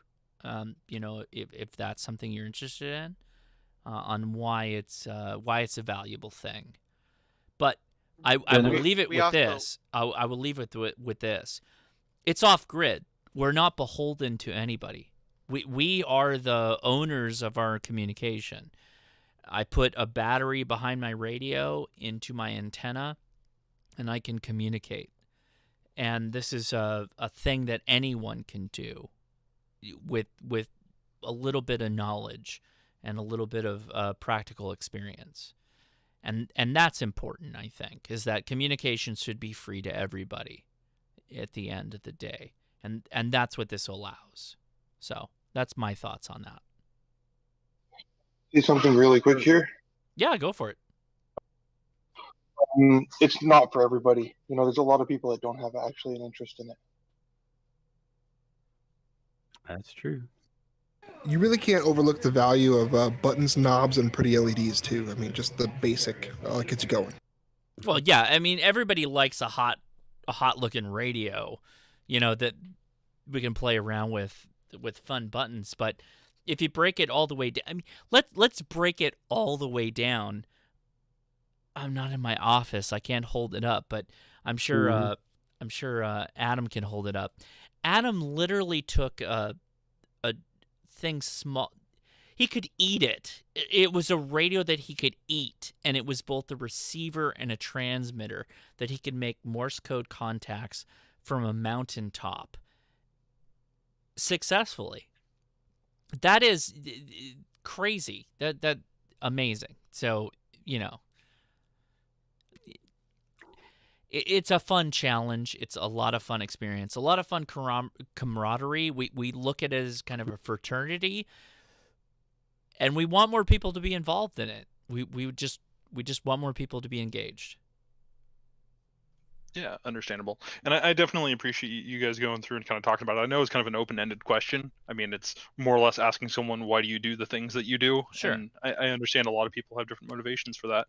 But yeah, no, I'm definitely more interested in it. I'm lucky enough to where I have a decently sizable ham radio club out by me that I had planned to visit and kind of get more Which club is acquainted that? with. I'm not sure, actually. I don't know the name offhand. It's just I know they're out here. Are you in the Seattle area? Or are you south or Far Maybe northern it's there. California. far northern California? Okay.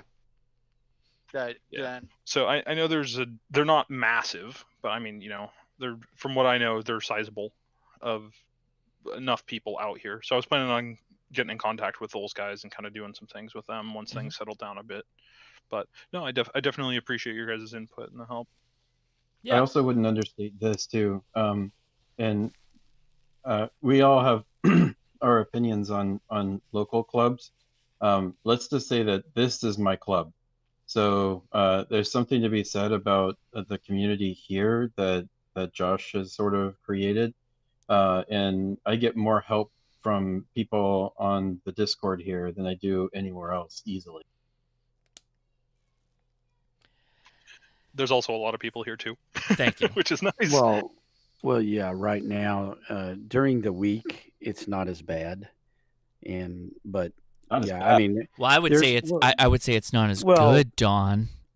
I'm Well, kidding, I'm just kidding. in bad in the thanks, sense Josh. of a lot of people. So, but I mean, we're always here to help. I mean, that's one of the reasons all of us gather. I just had a friend become an operator just this last week, and I sent him to the Discord because I said it's a 24/7 chat line. There's always someone there to help you. Just watch out for Tom. Yeah, well, I And the mean, other we are an international community here on Discord and the Facebook page, and obviously YouTube is worldwide. The point that I try and make is that this should be an inclusive environment for people to understand what radio technology is and how to move your knowledge level up.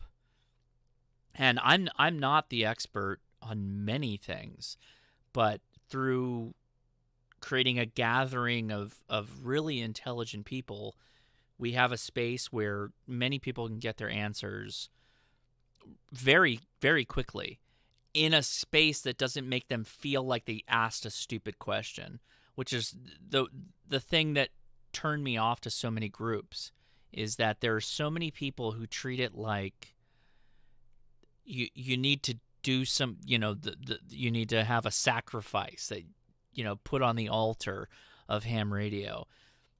It shouldn't be that way. It should be fun. It should be all about the fun of it. And going back to Adam's point, it should be all about the fun of it. And why we're doing it is because it should be fun.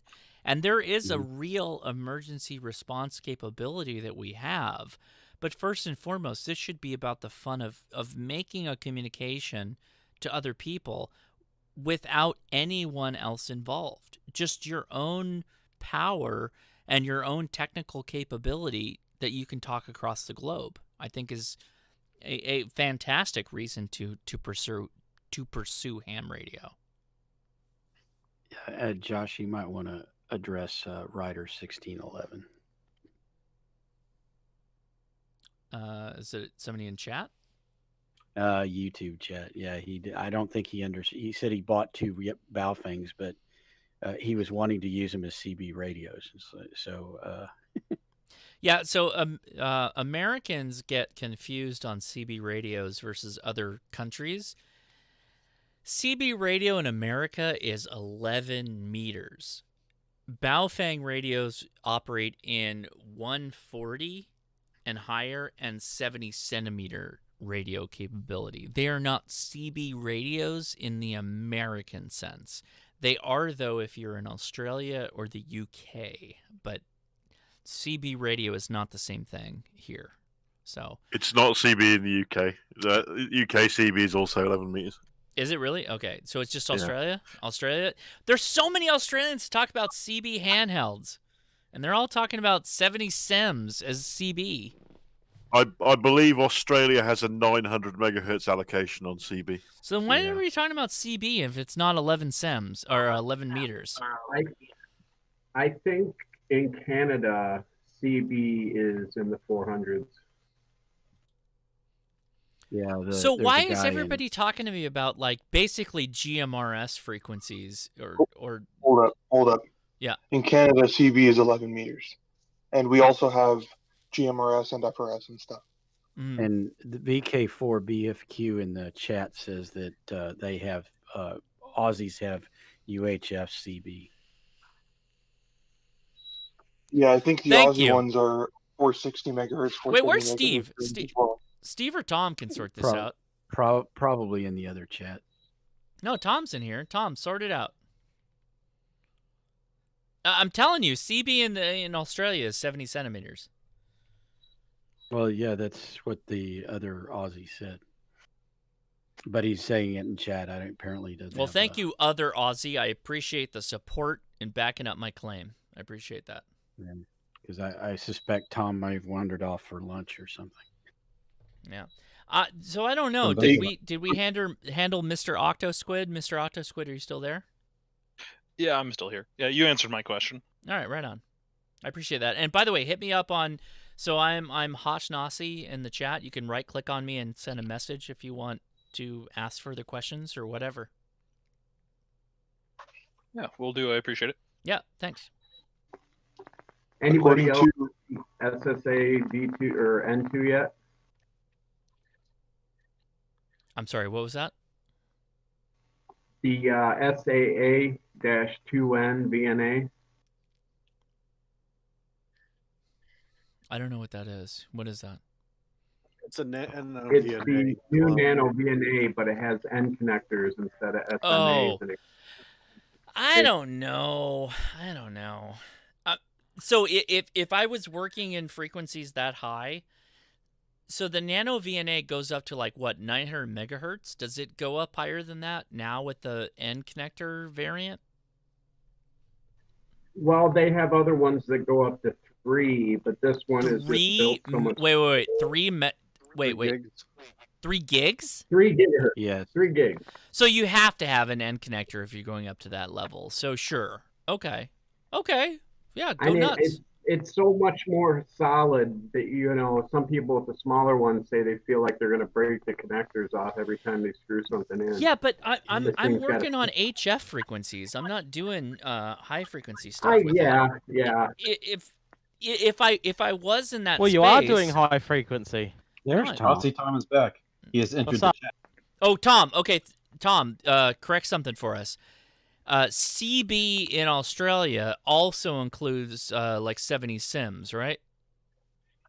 Now, well, we've got some frequency allocations, similar to your FRS GMRS that you've got over there. We're on 476 meg and 477 meg. There you go. We've got UHF CB. Yep. Yeah. So you also have 11 meters too, right? Yep. And it's very alive today. but they also have 70 sims as well. 70 centimeters is their CB. So I got a question for the Australian guy. okay, Yeah, shoot. let me broker Australian contact. Australian contact, are you ready for question? Go ahead. Hey, go ahead. Go ahead. All right, go ahead. Contact. Go ahead. So I know in the in UK, in like England, their variant of FRS GMRS is PMR, I think. Does Australia use that too? No, Australia, well, it's all just marketing terms, but it's UHFCB is what we call it. The UHF Citizens Band. We've got there's what 12. There's like 16 channels of repeater input and output, and then there's 80 channels across the whole band, all narrow band deviation. And do you have to pay $90 for the license, Tom? No, it's free. You just go to, well, you get your finger, you program your finger up, you start talking. Okay, because I watched this YouTuber named Ringway Manchester. It's in Manchester, UK. Well, he's And in he the was UK talking though. about- Yeah, he's UK. And he was talking about PMR, and that's basically the equivalent to FRS and GMRS in America. So I was just wondering, you know, if the Australian, do they have PMR also?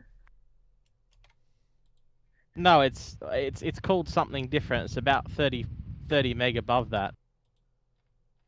Alrighty, that was just my question. Are you watching the test, Tom? What test? Oh, the cricket? Yeah. No, I don't follow cricket.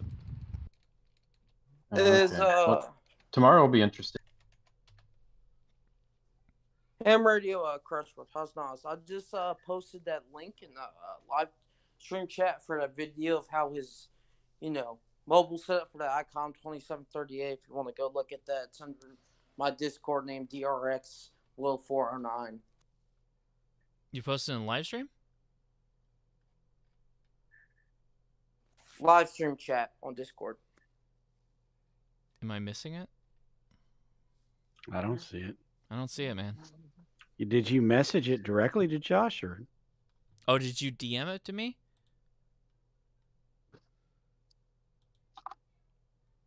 No. No, I posted on chat a while back. I'll recopy the link and send it.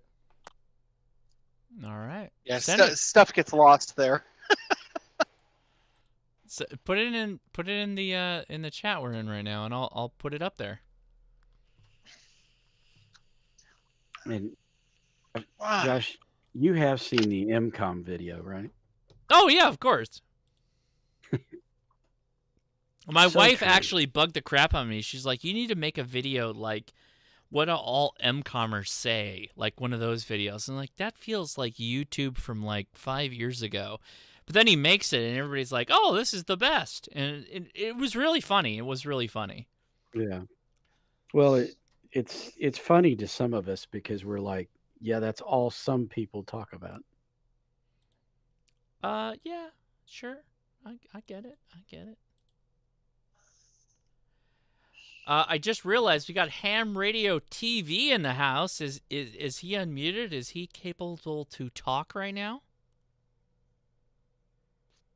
I'm calling him out. So I Hey, he changed his call sign too. Is this thing working? is it working, Yeah. man? How you doing, man? Hey, what's going on, guys? Thank goodness for ham radio.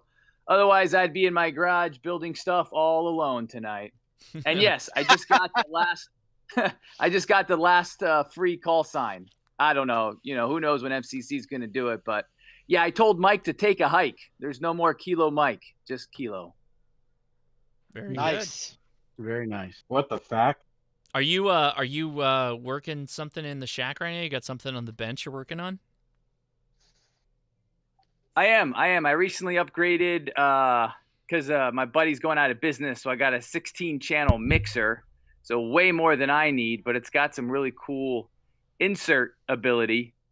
And I'm also redoing a bunch of power. I got a new power supply, a 75 ampere. So I'm building a full-on like distribution kind of center with circuit breakers and drilling some holes, kind of cleaning up the shack. It's been it's been 5 years of just adding things, and boy, it turns into spaghetti. Is It that does. buddy of yours you're talking about? Is that the guy that appears in a lot of the videos that you make? Yeah, it sure is. Yeah, Kevin Ah, N6 okay. VLF. He the COVID killed his audio business, Oh, so that's too bad. he was able to kind of pick up and pivot. But you know, a lot of what I know is from him. He's absolutely my Elmer, and I tell you, it's been one heck of an adventure because you know I've only been licensed since 16. But when you're around a bunch of other great guys, just like here or maybe in person, it really helps the hobby go a long way. And you know, I got started from four-wheeling and camping because cell phones didn't work, and then I realized commuting in a car it becomes so much better when you jump on repeaters. And yeah, with an HT in your pocket, you're never alone. I love that. I love that you came to the hobby from like a use, like it fits into your use case of being outdoors and having fun in that space. That's awesome. I didn't know that, so that's very cool. Thank you for sharing that. It does bring up an interesting question that I just was wondering about for you California people in particular. When he's talking about a 75 amp power supply and Josh, I'm wondering the same for you. Can you notice the difference in your electric bills? Well, I got an electric car, so when I plug it in, pretty much that is the that is what's pulling the bill. Yeah. I haven't looked at, well, that is one thing that is solely in the domain of my wife, and she must see the bill and just be like, what are you doing? Because it's probably appreciable. It's probably appreciable. Yeah, I just wondered down there where, you know, everything's expensive, especially electricity now. Oh yeah, for I sure. can't. But it's I don't cheaper see than a difference in gas. my bill. It's cheaper than gas.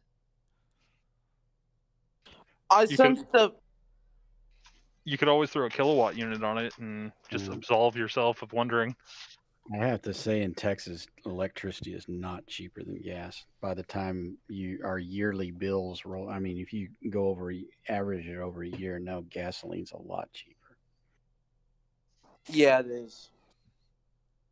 I mean, my bill in the summer for air conditioning can run up to $900 a month. Holy crap! And in the winter, it's next to nothing because I'm on natural gas. That is crazy. I mean, even when I lived in Phoenix, I was only paying like $300, so that is insane. Well, my average bill is about $300 a month, so it's just the way. Did you tell Mike about that before he moved down there? Yeah, actually, I did. Well, but he's got like heating bills and stuff. He's gonna have less of that when he's down there. Yeah. You have to appreciate that there are some people that have to heat their homes to stay alive. That's actually a thing that happens. But a lot of them. Yeah, I don't know about that one. A lot Sorry. of that is gas and heating oil. A lot of it's heating oil, and heating oil is more than natural gas. A lot more. Well, actually, there's some people that have to cool their homes to stay alive. I mean, look at Cuba Pedy. They built their houses underground. They got to call their home? What are you talking about? At Cuba Pedy, right? It's so hot up there that they literally had to go move their houses underground. Is that stay the out of the opal heat? mine? Is that the town built in the opal mines? Is it opal mine? I thought it was old opal mines. Wait, is this? It's in South Australia. Yeah. Jason, is The that entire the town is- shot that you're that's where you're at right now with that big old mixer board? Yeah. So I'm standing here right now. What are you doing with that mixer? You are right. How many inputs are you doing? Are you doing? What are you making the next hot ham radio audio track? Like, what are we talking about right now? DJ FAK coming at you live. You know, you can never have too many knobs and buttons in this hobby. That's for sure. What are you doing with that mixer, man? How many tracks you got? He's got the voice for it too. He's got a 8 deal. track.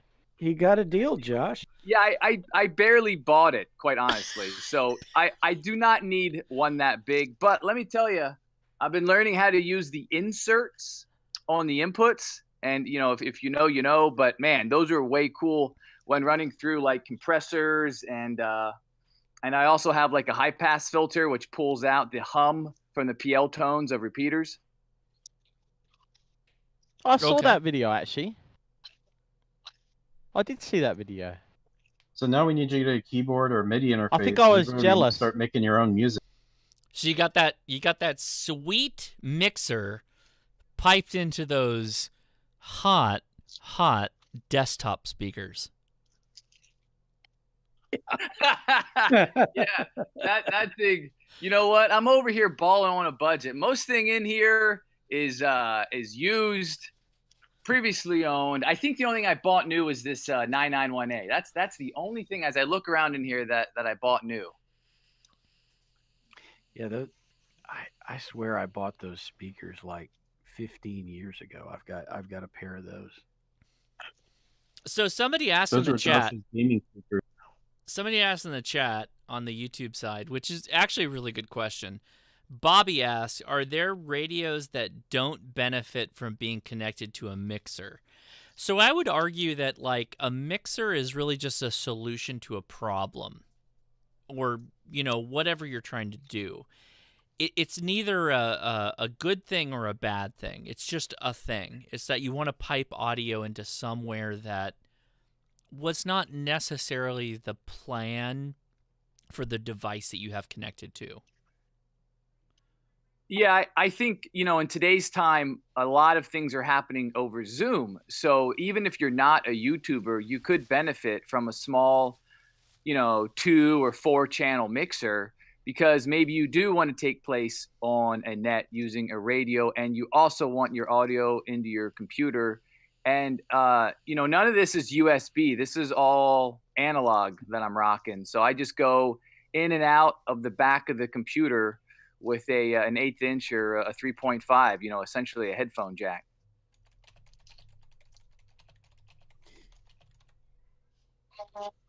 Yeah, because that's one of those things that I just absolutely don't understand. I have never, ever used one of those, and I really don't understand what they're for. Yeah, the only time I used that was music. I didn't know you could use it for radio. I just never had exposure to it, so I don't even really know. I mean, it's like so foreign to me what you They're for even do with mixing, those. Don. But what does that even mean? I really don't know what it means. Well, consider, so for instance, if I wanted to pipe in the audio of my radio into the live stream, I could do that by messing around with Windows and doing all that fun stuff, which I have done many times, but I could use a mixer to do that as well. And that single input from the mixer, I could include the audio input from the radio to feed directly into the output that you're all hearing right now, which, the audio output would be like noise right now. It'd be, screaming noise that you might be picking up. I don't know if you're hearing that or not, but yeah. There's not much you get out of that. But if I'm doing single sideband contacts, then yeah, absolutely, that would be valuable, that you could hear the other side of the conversation other than just me talking into the ether. You wouldn't know what I'm doing. But we don't do that so much because there's so many people that we're talking to, and generally they have questions that they want answered and all that fun business. So, that's kind of how we handle it. Or you got 4 or 5 radios, and you've got one super expensive, really nice mic that you don't want to have to buy 5 copies of or swap it back and forth between radios. Oh, that's a good point, too. That's a really good point. Yep. Because you get one output, one master output that includes all the mixing, and you could put different tracks on that one output into your radio. But you might have one mic that you want to get into the radio, and that would accomplish that. And that's actually kind of how I have mine set up. I have a audio interface. It's a 2-input audio interface that goes from the mic here into my radio and also into my computer. So you're hearing me through my computer. What mic are you using? I'm using a Heil Sound PR40 right now. Ooh, doggy! Yeah, see, all of 'em, like everything I've got connected to my radio goes USB into my computer first. So I don't, and other than the stock mics, I've never used anything other than that. So again, thus my confusion. I'm not trying to say what I'm doing is right. I just never saw the need, I guess. To your point though, Don, I'm kind of dipping into this a little bit here with music stuff.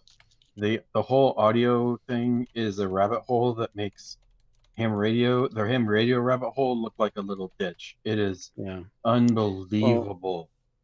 I know my wife was interested in that stuff, but I honestly, I don't even listen to music, period. I mean, virtually never, because I just have no interest in it.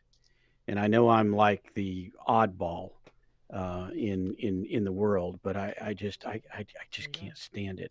Not interested. You're just not All right. listening to the right tunes, man. It's good for the soul. Jason's gonna cook something up for you with that mixer. Yeah, well, and like I said, his friend was. I mean, I've seen some videos that he and his friend have made, and when that guy talks audio, I mean, I'm completely lost. And yeah, some of it may be because I don't look at all of I've never really participated that much in music. I mean, Yeah, Jason, I played in band and all of that. Don't get me wrong, but once I left high school, that was it. I was done with music. yeah, Jason, you guys ought to think about doing a audio basics series, just kind of branching it out a little bit. Yeah, agreed for sure. We're actually we've been building some cables for guys because we're into it. We talk about it. Other people see our setups. They're like, oh, where do I get a mixer? And so he's been able to supply because that's what his business was before. Not necessarily selling, but he would set up things for parades and different concerts or outdoor venues and all of that. So, anyways. We definitely see there's a demand out there as far as getting some cables, getting some simple audio stuff, and exactly what you're saying too, some more information on it all because it can be very daunting. There is a lot of information, but it kind of makes you feel really cool. And I think no matter what you're doing, it's always nice to have a good feeling when you do it. And what I mean by that is when you're sitting back in your shack and you're putting stuff in it and there's a certain level of pride. And boy, you get a microphone on a boom arm. It doesn't really matter who you're talking to, local repeater or whatnot, but you just are really enjoying things to the next level. And that's what it's all about. It's just fun stuff. Yeah. And that's one of the things I haven't really figured out. I don't know exactly how to buy a boom arm because the one I've got just doesn't work for me. It's just not, it doesn't come up over the monitor. I can get the microphone over the monitor, but that's by taking the second part of the arm and just barely making it over the top of the monitor. And surely they make those with really tall first arm or first parts of the arm. I don't even know what you call it. Well, here's the before that secret. elbow Here's is. here's the secret. You cut a Mhm. piece of 2x4 and you drill it into the side of your desk, and then that's what you connect the boom to. My desk is a door, so I don't even. I mean, I can screw the thing right onto the door. Good. Yes, do that. Well, it is, but it doesn't come up over the monitor. Really? Yeah, it doesn't. It just barely hangs over Well, the get it monitor. on like the side or something like that, or plant it like in the middle where you can just have it come over the top. If the arm was tall, I mean, so I've got a regular monitor, I guess. I mean, sure, it's 34 inches wide, but the height of it's the normal height of a monitor. And that one arm that comes up from the desk is not even close to long enough to go over that first part of the monitor. It would seem like all of them should be at least that tall, because, well, I don't know. Maybe most people don't put them over their monitor. I don't know. Mine's on the side of my monitor, so it's not in the way of my monitor at all. No, my radio's on the side of my monitor. I just don't. Even with this 36-inch desk, I don't have enough room to do that. Of course, part of that is with the monitor, but whatever. Well, I have to start doing the 73 dance right now. Okay, well, I have my a- wife had to head out to go do some work stuff, and I got to get the kids in the bathtub. It's already too late for them to be awake right now. It's 10 o'clock my time, so I got to get them in bed like in short order here. So Can I give you one short question answer then? I'll try, but I can leave you with some incredibly intelligent people that are in this after chat. But go for it. No. This question only you can answer, Oh, and it can damn be it. very brief. Okay. Have you ever thought about having or hosting or starting an HF net? We have an HF net. We have one. What? Yes. Look up. Where Look is up. the information look, about look, this? Look up. Look up. There's look up. there's literally a chat room called HF net. Yep. I didn't know that was about an HRCC HF net. I thought maybe it's about nets or something. No, it's about our net. It's about our net. Friday Well, I'll nights be- at Friday nights at 10 o'clock, and Matt runs it. Though we haven't had a net in what, like 2 or 3 weeks? A couple of weeks ago. Yeah, Matt's Yeah, been busy. Blah blah. I know. Yeah, I mean, And- by the way, Dawn has done a great job trying to lift the load. I've helped out once or twice, but Matt is really the person that carries the weight on that one. And Yeah, he'll be back in would- place in a little while, and then we can keep it going. But yeah, there's absolutely an HF net, and we've been doing it for months, and we'll over try a to keep year. going in the future. Yeah, Yeah. we'll try to keep it going. And All I right. mean, Well, I'm glad I asked. we would. I mean, other people. It's not like we have to stick Matt with this, but if you're gonna run the net, you really have to have good ears, and nobody has the ears that Matt does. If I did, I would help out a true. lot more. But Matt's a DX I just monster. don't hear Peter. Well, yeah, and then when it comes to local people, I mean, he just hears people. I can hear one or two generally about every net, and Matt's one of them. So if Do I you could use hear the same everybody, I frequency, would too. Yeah, Do you use the same frequency, or do you bounce around?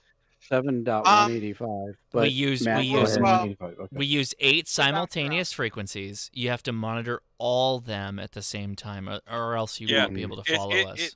I'm kidding, of Yes. course. Yes. I'm kidding. Awesome. It's a spread spectrum HF No, net. it's spread spectrum HF net. No, of course, yeah. We pick a frequency and then we all dive bomb that and get in there. But yeah, Connor also helps out.